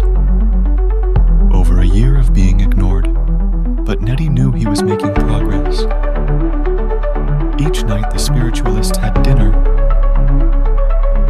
They were all cranky and had bad migraines from the Vortex attacks. They were up all night dealing with the fake gnome fires. Over a year into the true war, they didn't talk to each other. They just sat in the quiet, listening to the sound of Rose Roud's television blaring from upstairs. One night, after dinner, Turgot Tappet approached Harriet Johanna and Bishop Garrison as they washed her dishes. 5 minutes, she snapped. Finish washing my dishes and meet in the projector room. 5 fucking minutes. My soldiers, you've forsaken me. Your flirtations with our enemy. I have just one plea. Burn the reader chair of Nettie. If you find a no, wish it, squish it, squish it. If you find a no, wish it, squish it, squish it. You must be aware, they seek your despair. False fires and goofy bullshit. We cannot win this war until I ascend the core. So we must find the four and squish them, squish them. The gnomes have joined with the Vortex. They spew fire at us, and the fool Nettie seeks friendship with them. We should squish Nettie too. If you find a no, squish it, squish it, squish it. If you find a no, squish it, squish it, squish it.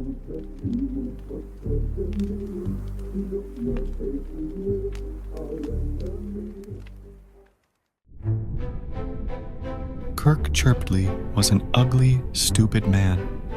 His son was even uglier. This was how Rose Roud learned of her new neighbors. One day, while out for a morning walk early on in the Ascended era, she saw a terrible, ugly child in the distance, waving to her. Rose Roud would have screamed for help, but the great ignoring persisted. Later that day, she met the father of the ugly child. "Did you throw rocks at my child?" shouted Kirk. Immediately, Turgot Tappet intervened, shooing the invaders away from the Ascended Rose, off the property. Over 13 years later, on a fateful April morning, the true war would extend to the Chirpley property line. Kirk Chirpley walked to his pool. Without looking, he plopped into it, floating on his gross floaty thing. He touched his palm to the surface of the water, but something was wrong. It wasn't water in his pool. He called the police. "Those crazy psychics put pink goo in my pool," he shouted. Of course he was wrong. The goo was his own fault. Only a fool would move in so close to the Vortex property, and only an even bigger fool would reject Rose Roud's offer to build a buplin for Kirk Chirpley and his ugly son. This is what Turgot Tappet said to the police when they visited the Vortex property. The authorities left. But the Chirpleys had now gone too far. They had sicked the local sirens on them. Nettie sat in his room. He heard the echo of Turgot Tappet's ranting about the Chirpleys. He saw the police car drive off. He had no idea what was going on, and he didn't care. Without his reader chair, he felt a sense of hopeless he didn't know existed. As his gloom crescendoed, he thought of just leaving, abandoning Yira peoples and driving away forever. Just then he heard a noise, a terrible screeching, coming from behind his wall. It was a gnome, stuck inside the wall. The noise crystallized. It was mimicry. The gnome wailed, "Boo-hoo, boo-hoo," mocking Nettie's tears. After all Nettie had done for the gnomes, after they ignored his attempts at outreach, after all Nettie had fucking done for the goddamn gnomes. They were actually making fun of him. You see, the gnomes were angry, but gnomes only like to interact with empaths. One of the reasons for this is they thought empaths to be weak. They thought empaths to be ticklish, stupid, and touchy-feely. So now, in this moment, when Nettie was at his weakest, they directed their mockery and rage at him. But the gnomes miscalculated. Because Nettie was not just any empath. He was the strongest empath to ever live. So in that moment, on that night when the war shifted, Nettie did something extraordinary. He punched into the wall, breaking it. He crunched through the wallpaper and debris, feeling the twitching goo of the gnome. Nettie slammed the gnome to the ground before it could cease its mocking cry, and Nettie killed the gnome. He got up. He wrote a quick note and left the residence. When Yura Peoples returned to the room, she saw Nettie's note. It read, "Killed second gnome. Put the goo in the fridge. Off to kill the other 3. Be back soon."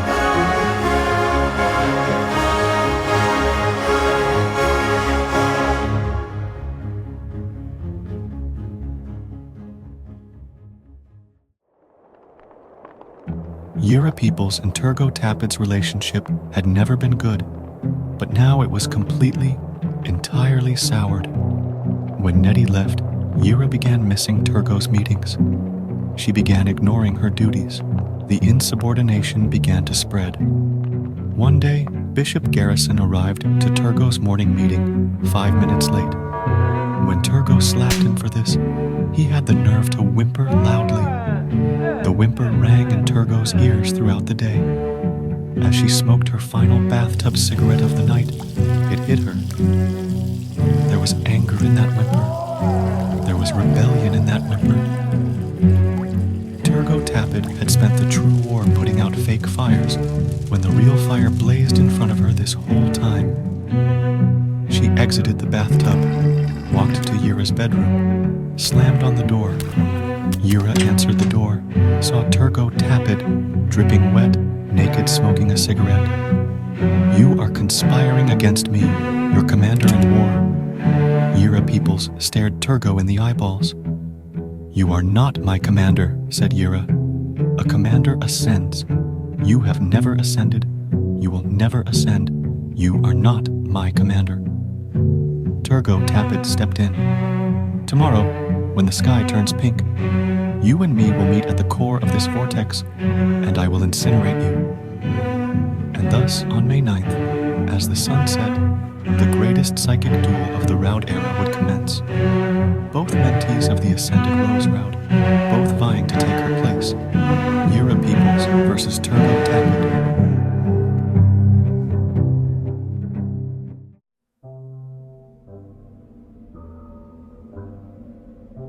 The fog was too thick to see through.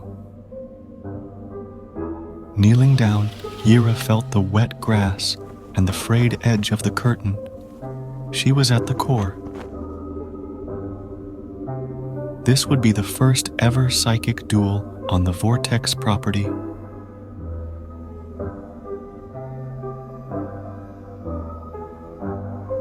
When she stretched her hand out, she couldn't even see her fingertips. But she felt a presence. It was Turgo across the core. As mandated by the rule of psychic duel, she put on her eye cups. Yura searched through the fog for Turgo. She was not looking through space. She was looking through realms. To an outside observer, it may seem like they merely stood there. 16 feet apart, in the fog, their eyes covered, doing absolutely nothing. And on this day, to this outside observer, it may seem like the two spiritualists stood in these spots for 11 straight hours. Just standing there, doing absolutely nothing. This is why you should never trust outside observers. They are fools. 2 ships, floating in the sea. They aimed their cannons in the dark and fired. To win a psychic duel, one must sustain. One must make precise calculations and have complete control of their inner mind. During a psychic duel in 1934, Psychic Huntley Johnson was incinerated by medium Beverly Vouve when he let his mind wander for a mere second to the thought of whether he had forgotten to lock his door. Pure, uninterrupted focus was vital, but there had never been a psychic duel on the Vortex property where the energies were dangerously rich. Looking out the kitchen window, Harriet Johanna watched with Bishop Garrison eating a ravioli dish. "Do you worry that they'll die?" asked Harriet. "No," said Bishop, scooping the innards of his ravioli into a separate container. "I hope they both die." Harriet couldn't help but smile. The narrative of a psychic duel belongs to the victor. They report on the duel that took place, how they claimed victory, and their word is taken. The loser, if still alive, accepts or disputes these claims. It does not matter because only the victor's word matters. After 11 hours, the victor recorded the following. "She is lucky to be alive. Within the first attack, I claimed the upper hand. Then I beat her mercilessly. I thrust every spiritual bomb in my arsenal at her. I buried her under rubble, and then I infiltrated. I kept thrusting at her. When she begged me to finish her off, I stopped. And now she sits outside on the ground. She wishes she was incinerated. She wishes she was dead, because Turgot Tapid is something much worse. Humbled."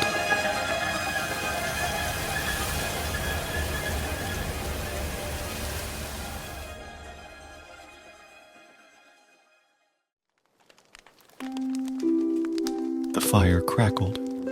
The silly man on the television made squirrel noises. When Yira Peoples informed Rose Roud that she had defeated Turgot Tapid in psychic duel, there was no response. Yira hadn't spoken a true conversation with Rose Roud in years. "I miss you," she said. "I miss Nettie too. I worry we will never find him. I worry we will remain in this state of infighting and confusion for eternity." Rose Roud blinked. A long blink. She gripped Yira Peoples' hand tight. "The acquired child," she said. "Go to my Rolodex. Bishop's bell. It is set. The enticer must be called." Strong spiritualists absorb spiritual energies. The psychics, mediums, and empaths on the Vortex property were so skilled that they could suck them up with ease. But spiritualists can also exude these energies. They leak, dribble out like a foaming puss. A rare type of spiritualist exudes these energies like a power hose. They squirt, sprizzle, splash, and dump their energies. These are called enticers. Tucked away in the sacred Rolodex of Rose Roud was a folded hermit card. On it was a scribbled phone number. Hundreds of miles away, over the mountains and through the woods, a fancy caller identification device lit up inside of a shiny wooden office. In the adjacent dining room, Trent Hems sat at the head of a long table, hosting one of his many fantastic, fun dinner parties. Hearing the phone ring, he excused himself to the dismay of his guests, who loved spending time with him and wanted to hear more of his amazing, funny story. Trent Hems walked into his shiny office. He saw the caller identification device lighting up with the name Roud. Trent Hems' dinner guests eagerly awaited his return. They could hear him laughing from his shiny office. He eventually returned to the dining room. "Friends," said Trent Hems, his guests unable to contain their giddy smiles as they looked up at his handsome, wonderful face. "I have been summoned. Please finish your dinner and leave." And with that, Trent Hems walked out his door toward his airplane in the distance. Trent Hems was a pilot. He was a businessman. He was a stern, serious man when he wanted to be. He was a bit of a silly goof. And most importantly, Trent Hems was an enticer. He was, as you may have guessed, the most powerful enticer to ever live. When he landed on the Vortex property, the spiritualists approached the airplane with caution. "Hello," said Trent Hems. "I am here to find your empath." He began his work immediately. An enticer had never walked on the property. Enticers percolate energies around them. They exacerbate. They exude. In the early days of Trent Hems' arrival, a sense of newfound order took hold. The infighting ceased. They found temporary structure and refuge in Trent Hems. They spent their days burying Bishop's bell and walking the property with Trent Hems as he listened in the silence, drawing corresponding marks on a gridded sheet of paper. At night, Trent Hems hosted the spiritualists for dinner parties. They began using the projector room for movie nights and dancing instead of war planning and arguing. Suddenly, the spiritualists were spending time together, laughing, enjoying themselves. Even Turgo seemed to be having a good time. It was very odd. On the 13th day, Trent Hems rolled out a large parchment on the table. It was the Enticer map, completed. He pointed toward the edge of the map. "If your empath is any good," said Trent, "if he knows what he is doing, if he is not dead in a ditch somewhere, then he is here. You will likely find him in a bad state of mind. He will be naked, penetrating the ground. When you walk upon him, you will throw a drenched blanket over him. You will ball him up and take him back to the property, even if he squirms in the drenched blanket. Leave him in the core. I will confer with him." And so the spiritualists followed the map. It was a long, terrible walk. They argued the entire time, and they had to re-drench the heavy blanket thrice. The blanket's dry again. When they finally reached the spot, they found Nettie, naked, in the bushes, face down in the dirt. Hours later, Trent Hems watched the spiritualists drag the wet, squirming blanket across the property. They dropped him in the core. Trent Hems closed the curtains of the core. Through strained eyes, Nettie squinted. A man hovered above him, ringing a bell in his face. Nettie's head throbbed. He didn't remember much, but he certainly remembered the man ringing a bell in his face. "Well, well, little Nettie, yet again you need to be saved."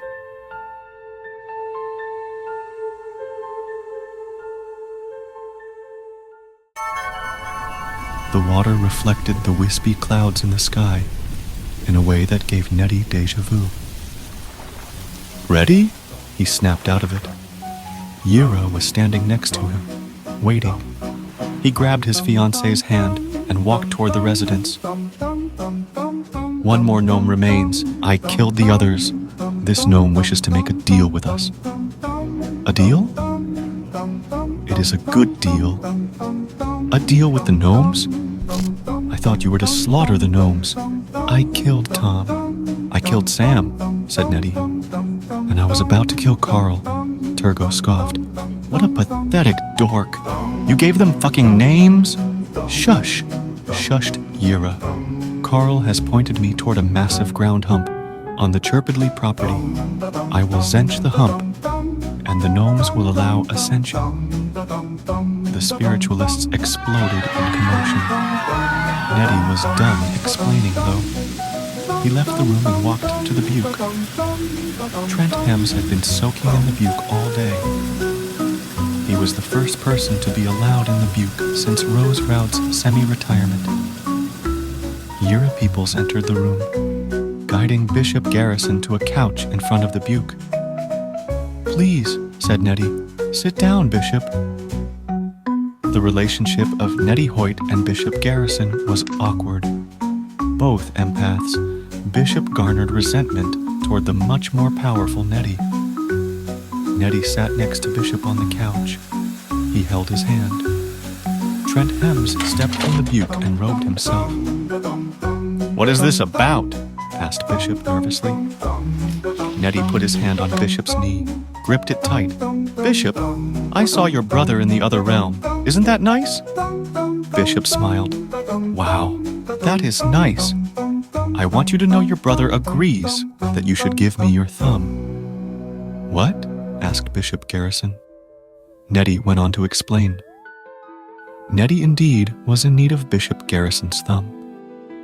It was the main request of Carl, the surviving gnome. You see, Bishop Garrison had killed Todd, and vengeance was demanded.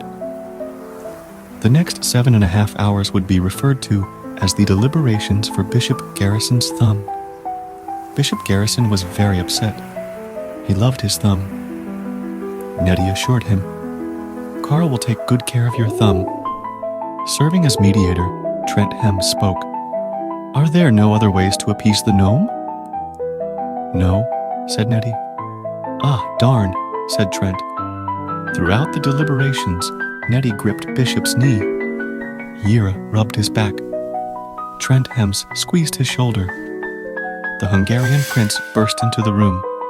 What are you doing to him? He screamed. The Hungarian prince begged Bishop Garrison. Do not give them your thumb. You love your thumb.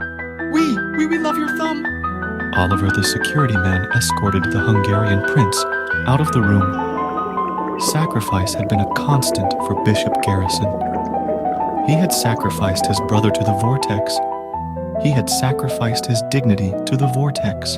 And now he was asked to sacrifice yet another thing he cherished, his thumb. He felt the spiritualists rubbing him, gripping him, pinching his cheeks. They were touching him a lot. The touching had gotten rapid, constant. They played him as if he were some strange, poorly tuned instrument. A numbness overcame Bishop Garrison, and then he felt a vibration in his skull. It rang like a bell. What happens if I say no? Asked Bishop. Nettie let go of Bishop's hand. Blood oozed. He held the detached thumb of Bishop Garrison. If you say no, said Nettie, putting Bishop's bloody thumb into a plastic baggie held by Yira, then I'll come back and take your other fucking thumb for myself.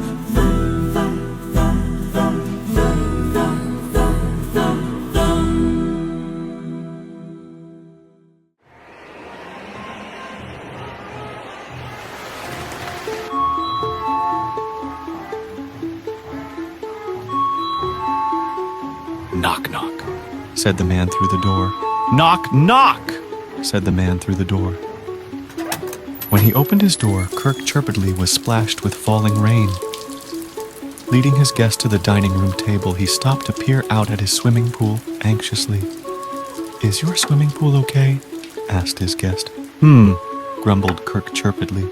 Well, anyways, I made a stew. Oh, good, said his guest. Trent Hems pulled out a bottle of wine. Do you have glasses? Yes, said Kirk, but I don't like to drink. Nonsense, said Trent Hems. This wine is too good to miss, and I can tell you are stressed about your swimming pool. Kirk looked out to his swimming pool, flashing in the lightning, rain dumping down on it. Perhaps a drink would take the edge off. Outside, the rain poured heavy on Nettie Hoyt. He walked to the steepest angle of the hill, at the base, put his hand into the wet grass, pressed. His hand sank into the grass, into the gooey dirt. His arm was inside the hill, his shoulder. He felt the earth absorb him, suck him up.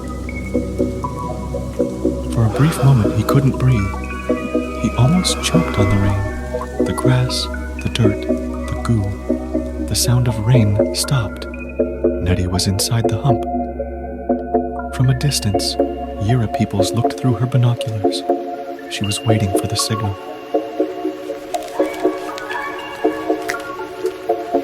That was the signal. The television of Rose Roud played a strange show. Yira Peoples walked into the room, gave the ascended Rose a loving kiss on the eyeball, walked to the button, lifted it, turned the knob to the designated number. Beneath the Chirpidley house was a hill, but But this hill was not, in actuality, a hill. It was a ground hump. And now, in this moment, while Trent Hems distracted Kirk, while the spiritualists descended on the Chirpidley property, Nettie Hoyt zenched this hump. Above, Kirk Chirpidley laughed heartily. Trent Hems was making a very silly face and doing a funny dance. Trent Hems poured more wine for Kirk. "So, why do you spend your time with those weirdo psychics?" asked Kirk. Skeps are non-believers in the Vortex world. They are very foolish, often ugly people. Skeps are best to be avoided. But Trent Hems was an enticer. He was especially skilled at talking to Skeps. So Trent Hems coolly sat next to Kirk, overflowing his wine glass. "They aren't just weirdos," said Trent. "They're downright crazy. Do you know they believe that your house is actually not sitting on a hill, but rather a bubbling formation of ectoplasmic goo called a ground hump?" Kirk gasped. "Those freaks! How dare they even think such disgusting thoughts of my property?"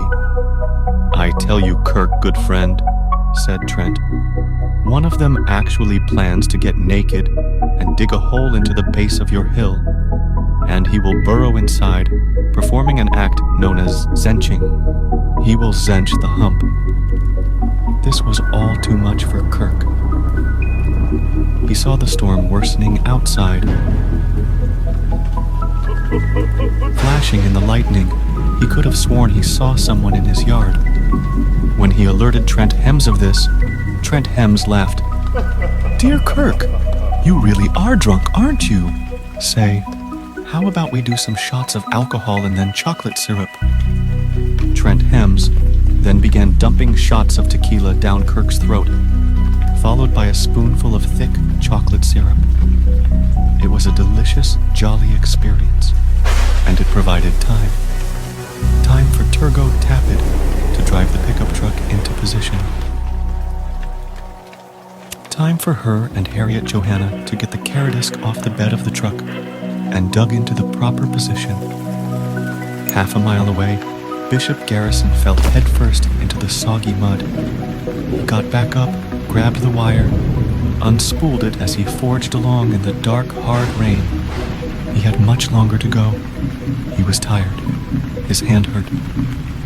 At a certain point in his trek, Bishop Garrison wondered how he got here, to this place, but he kept walking. To zench a hump is an incredibly difficult task.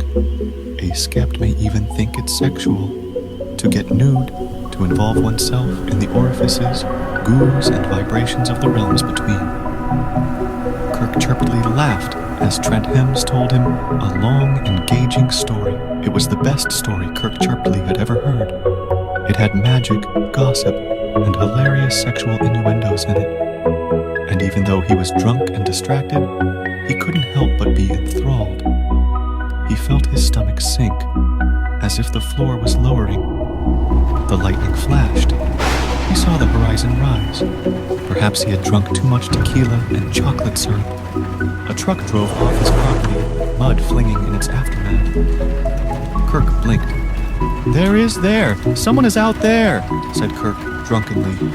He wobbled to the ground. "The hill is sinking! The hill is sinking! Oh my gosh!"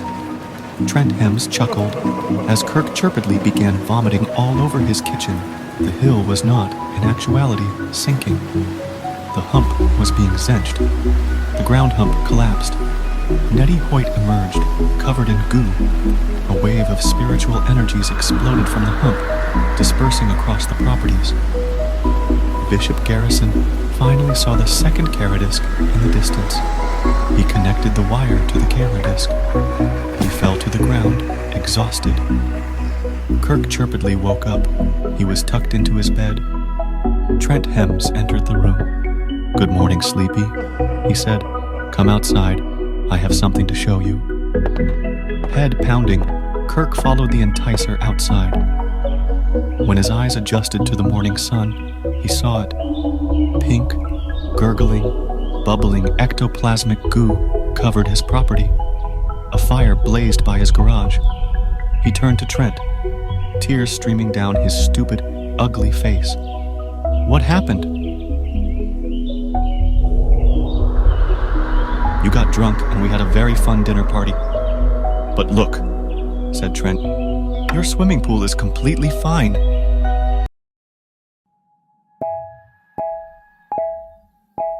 October 11th, 2000. The grass was dewy. The sky was blue.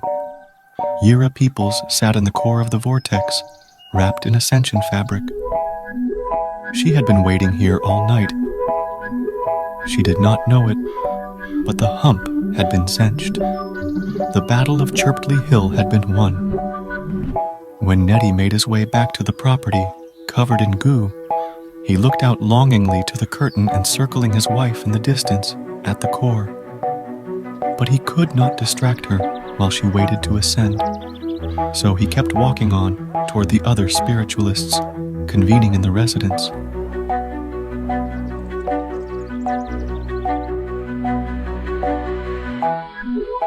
Tergo Tappet approached Nettie. She handed him a spoonful of gelatin on a fork. Without question, Nettie ate it. Tergo Tappet put the palm of her hand over Nettie's face and gripped it tight. Nettie felt all the residue of the zenching come off him. He felt the soreness lift, his blood rejuvenate warmth and flow. Thank you, Tergo, said Nettie. Tergo blew smoke in Nettie's face. The Hungarian prince brought out breakfast for everyone. They gathered around the table.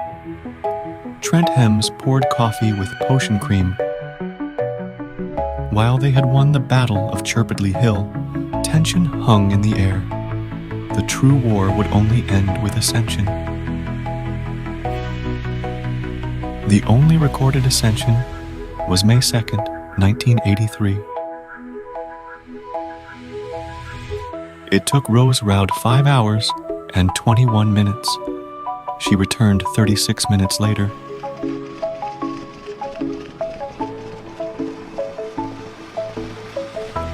Do you think she'll ascend? Asked Harriet Johanna. The spiritualists argued. Trent Hem spoke up. Do not forget. The vortex summoned her. Rose Roud is never wrong. The acquired child will ascend. Trent Hems spoke with a reassurance that soothed the room. They all drank the enticer's delicious coffee. Trent Hems approached Nettie Hoyt. How are you holding up, old friend? Asked Trent. Nettie looked out at the vortex core.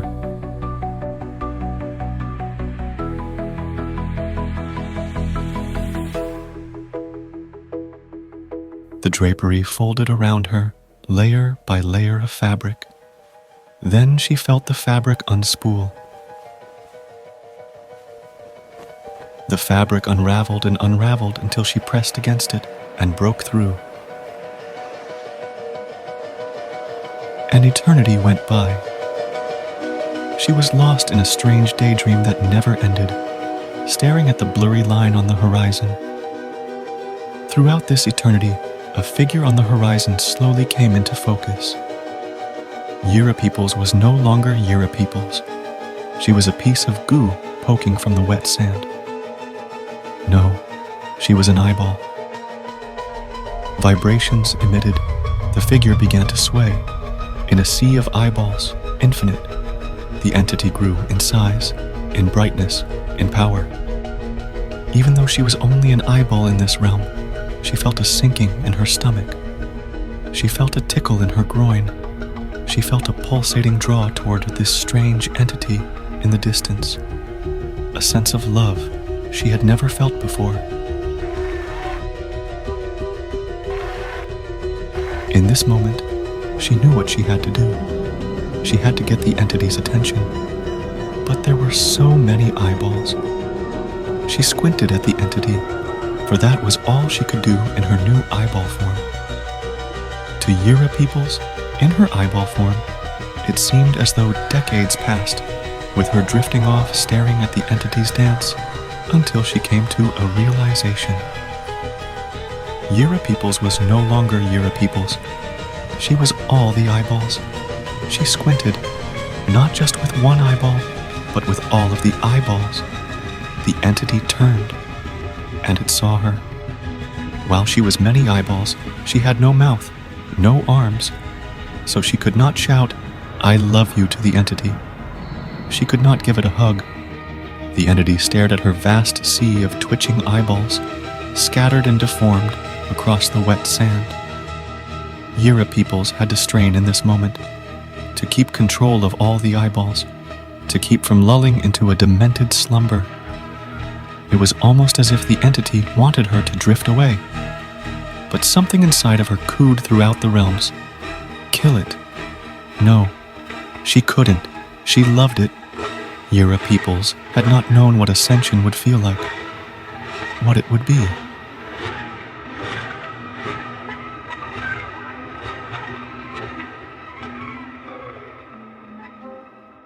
But now she was here. She had no idea it would be like this. So wonderful. So ticklish on so many eyeballs.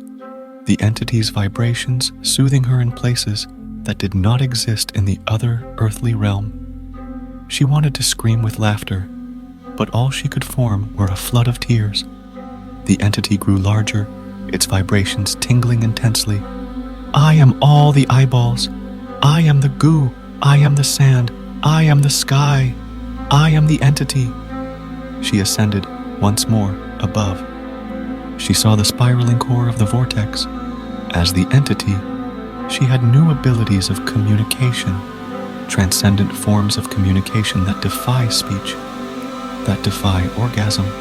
As she stared into the core of the vortex, she felt the dizzying sense of weight, the vibrations of another realm. She could have sworn she saw her dead mother, or maybe that was a blimp in the sky, its spotlight enveloping Yira. A message came through that spotlight. It felt like a sweet song reverberating inside of her. She looked down. She saw the vortex below her, swirling, spewing. She felt its energy, its radiance, its power. She did not know in this moment, but these were the negotiations.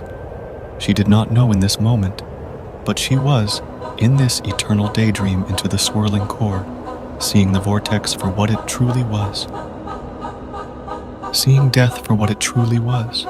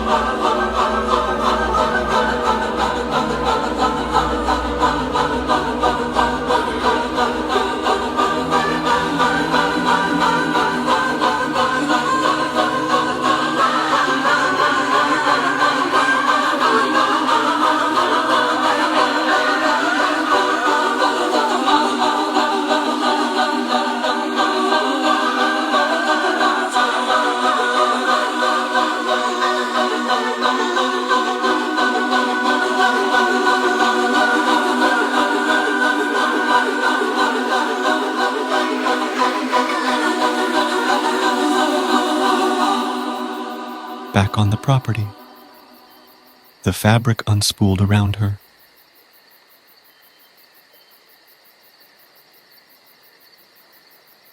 She saw lights on in the residence.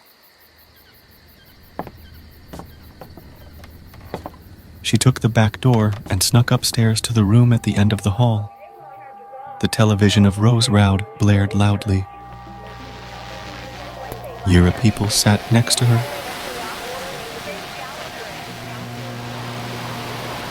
held her hand. They looked into each other's eyeballs.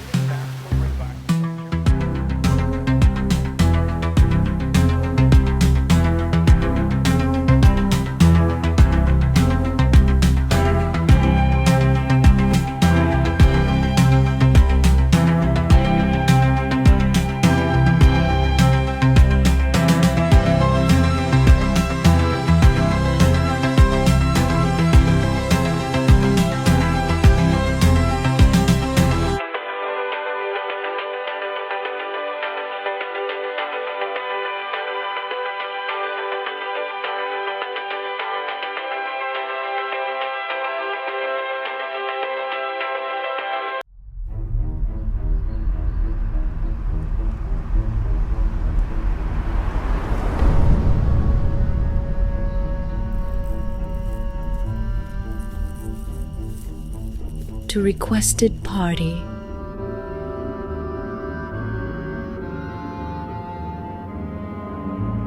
You are being called.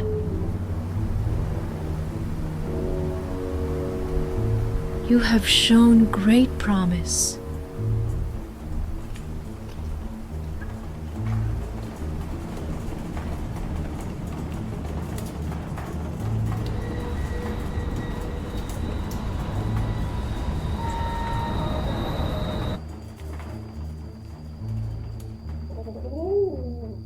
But this invitation comes with a stern warning.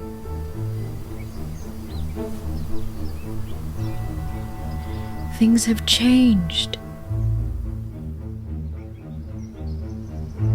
You will no longer get by on your charm.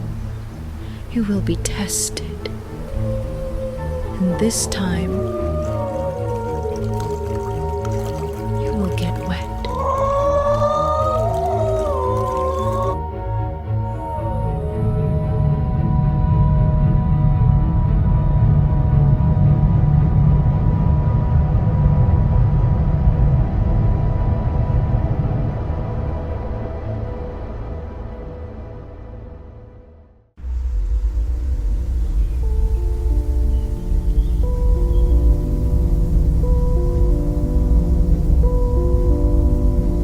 There was something more.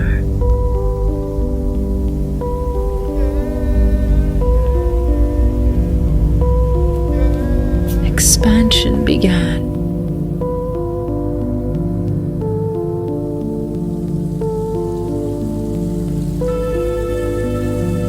The gnomes were transported to the lake in the hole, the lake in the hole.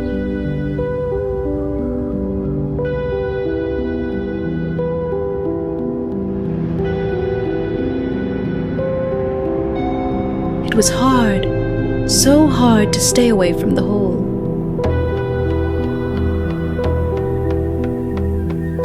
It called, and sometimes he couldn't help himself. He would answer.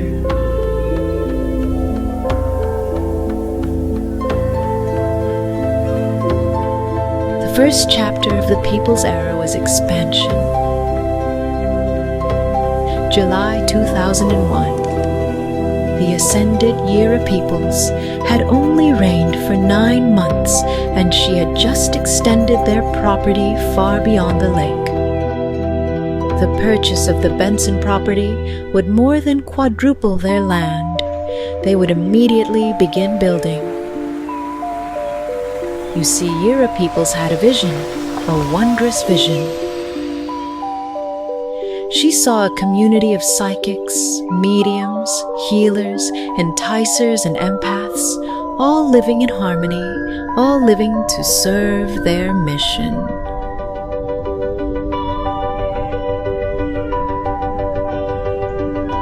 She had the vision of Nob.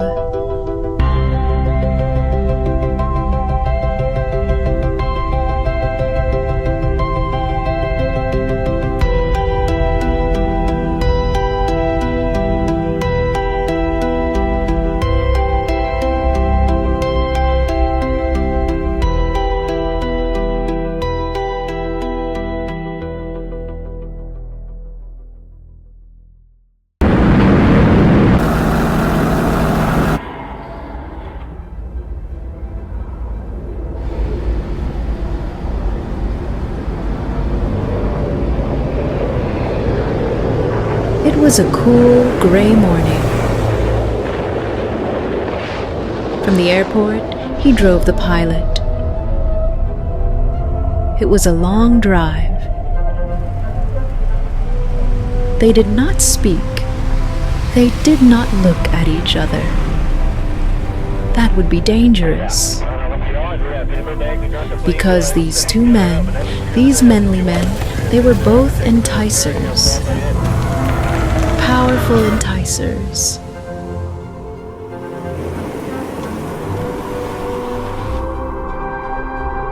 The minivan eventually drove through a long tunnel. This was the entrance to the Wyoming Womp. He, the driver of this minivan, was named Prax, the fantastically amazing, and he drove fast. He knew these roads well, and this tunnel was his.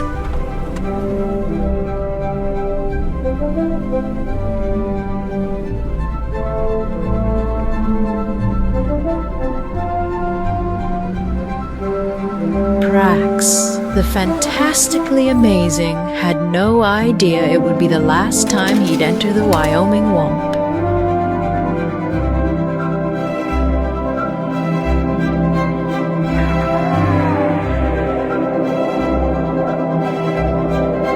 Prax walked the pilot man to the beta bunker. He led the pilot man into the core of the Ascendant. He zipped shut the canvas and waited outside. Vincento Hoplin was the leader of the Wyoming Womp. All of the Wompers were men, masculine, tough, serious men. 1 hour later, the pilot ended his meeting with Vincento Hoplin. They drove back to the airport in silence.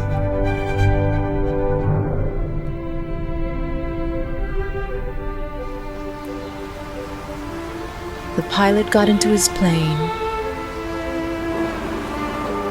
A manly man on a motorcycle rode up to the minivan.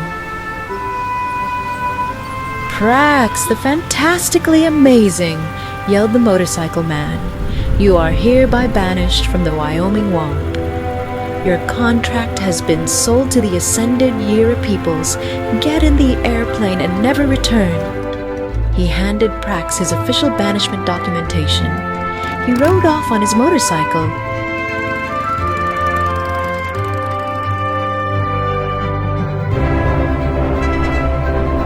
Two enticers soaring through the sky.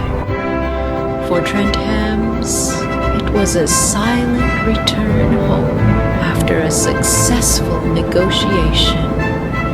For Prax, the fantastically amazing, it was death, the end of everything that ever mattered to him.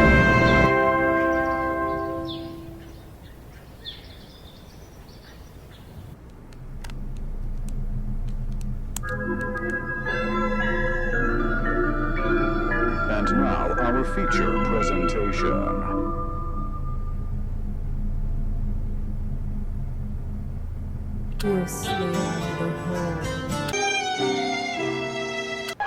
Now, Doggy, you know the rules. What was it, me?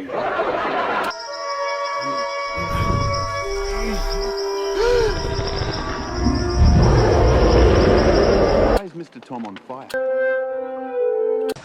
And we just have to grab the ball from the machine now. Kiss me. Kiss me.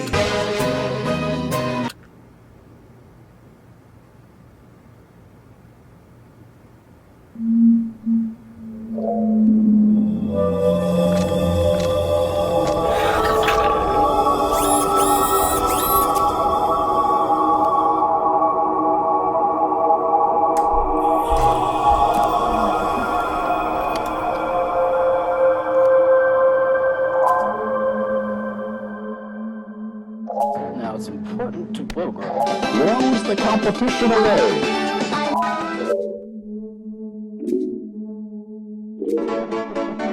Creamy, smooth lavender. Well, look at our magic screen over here. Give it up for Mandy and Opry. Mandy and Opry. Oh, it is just stunning. It's the only way. Coming at you with a new set from The plaintiff is going to continue to follow the man on the car. Good Times Will Never. Our eye on the sky right now. Monster truck event down. It's the chief. Whole world in your pocket, and if you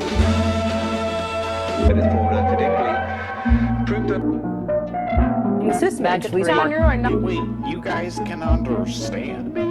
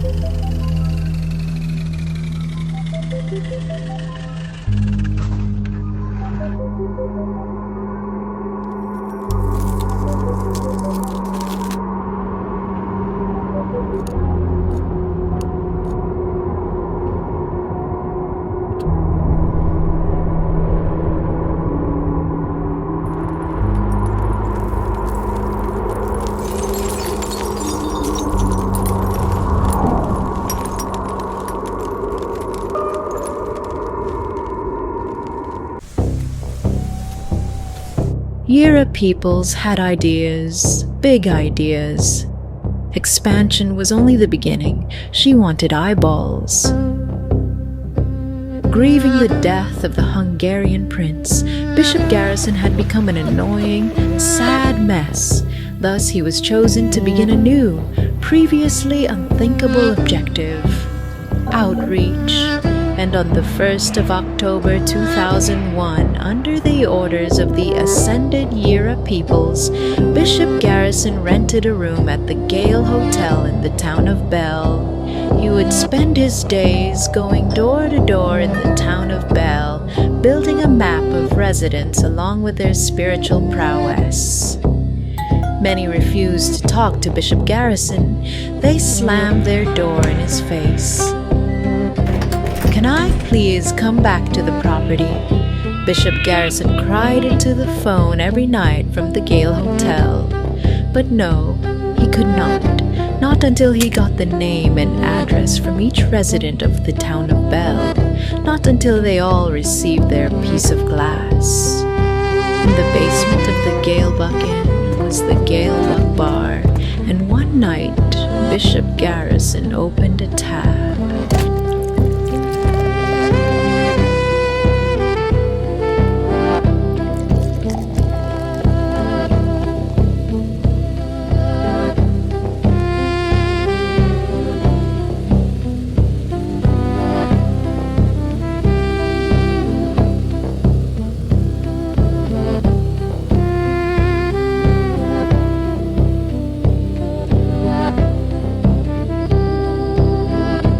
He walked the streets of Bell with his clipboard. He would hand the shards of glass to anyone who would take it.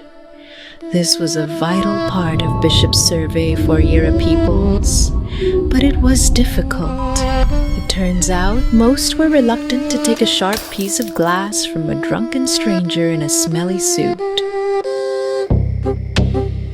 Back at the property, October 11th, 2001. Soaking in her buke, the Ascended Yira peoples was approached by Turgo Tapid. "When do you plan on returning the queer man from Bell? He is not fit for this task and he is annoying the locals." "Turgo, it is 1 year since I've ascended. Did you know?" Turgo scoffed.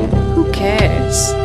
As a leader, I am wondrous at using people to their fullest, most exact potential." Turgo lit a cigarette. Oh, for fuck's sake. As an empath, my Nettie can tap into the strand that binds us. He percolates and magnetizes connection. But Bishop Garrison is a different sort of empath. He is a sponge. He absorbs. He sucks up. And for the past 11 days, he has wandered the streets of Bell. His survey results aren't in his notes, but his blood. At the end of the month, we will collect the blood of Bishop Garrison, and we will have our survey completed. Disdain flooded Turgo's stomach. Don't you see, said Yera, for the first time in nearly 20 years, Bishop Garrison is useful. Turgo whipped her lit cigarette into the buke. My dearest Turgo, said Yera, maybe someday I'll find a way to make you useful too.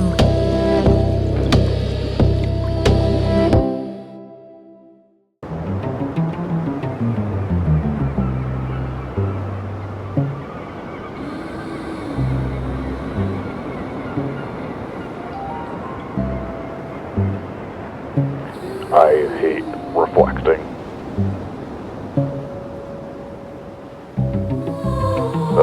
I truly love remembering and putting myself into the past, but I do not like to reflect.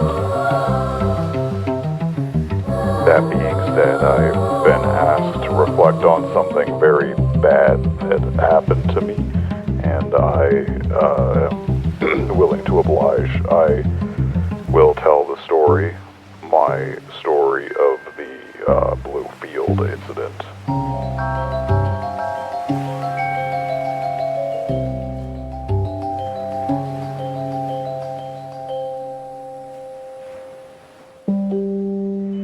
I was miserable with my life.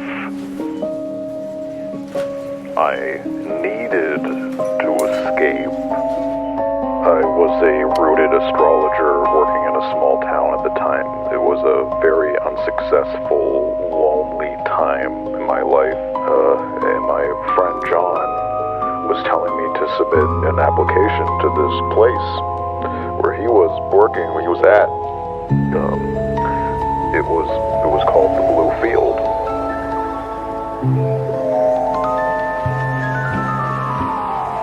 There had been a gnome on my elementary school playground. It was a very gooey, gurgly thing in the wood chips. I took it home and took care of it. Many empaths I met don't believe me when I tell them that. I hate those empaths. I hate them for not believing me. People would get mad at me because I'd say I don't believe in an afterlife. I believe in gnomes.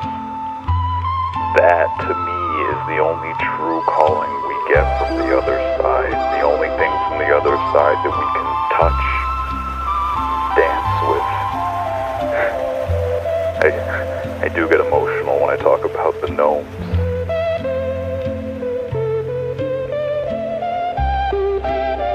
The year was 1994. It was July, I think. They had been up and running for a while by then, but I had heard about it, about Blue Field, about what they did there. And so when I submitted my application, I just said the truth, that I had extensive experience with gnomes. It was the grandest invitation of my life. It was the only invitation of my life.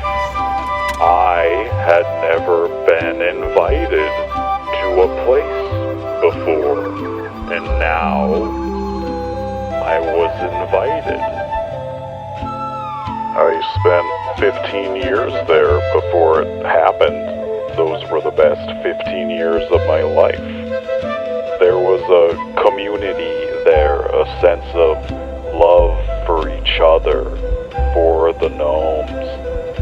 I was in heaven, to spend all of my time with gnomes and to be free with them. Now, we had our duties. We were busy, for sure. But it was mostly not busy. It was mostly joy. It was mostly frolicking and tickling, zetching humps. It was a magic experience to be with the gnomes. I don't know when the gnomes started hugging us, but they did. They hugged very tight. It felt so nice to hug the gnomes. I recall hugging gnomes and losing track of hours, of days. It was December 21st, obviously, 2010. And I'm sorry, but I don't remember dates around this. I remember details. I remember waking up from a very long dream, and I was on the ground, and I saw Marg, who had onboarded me to the property, actually. I saw her, and she was bleeding a lot, and I believe that was the moment when I realized she was deceased.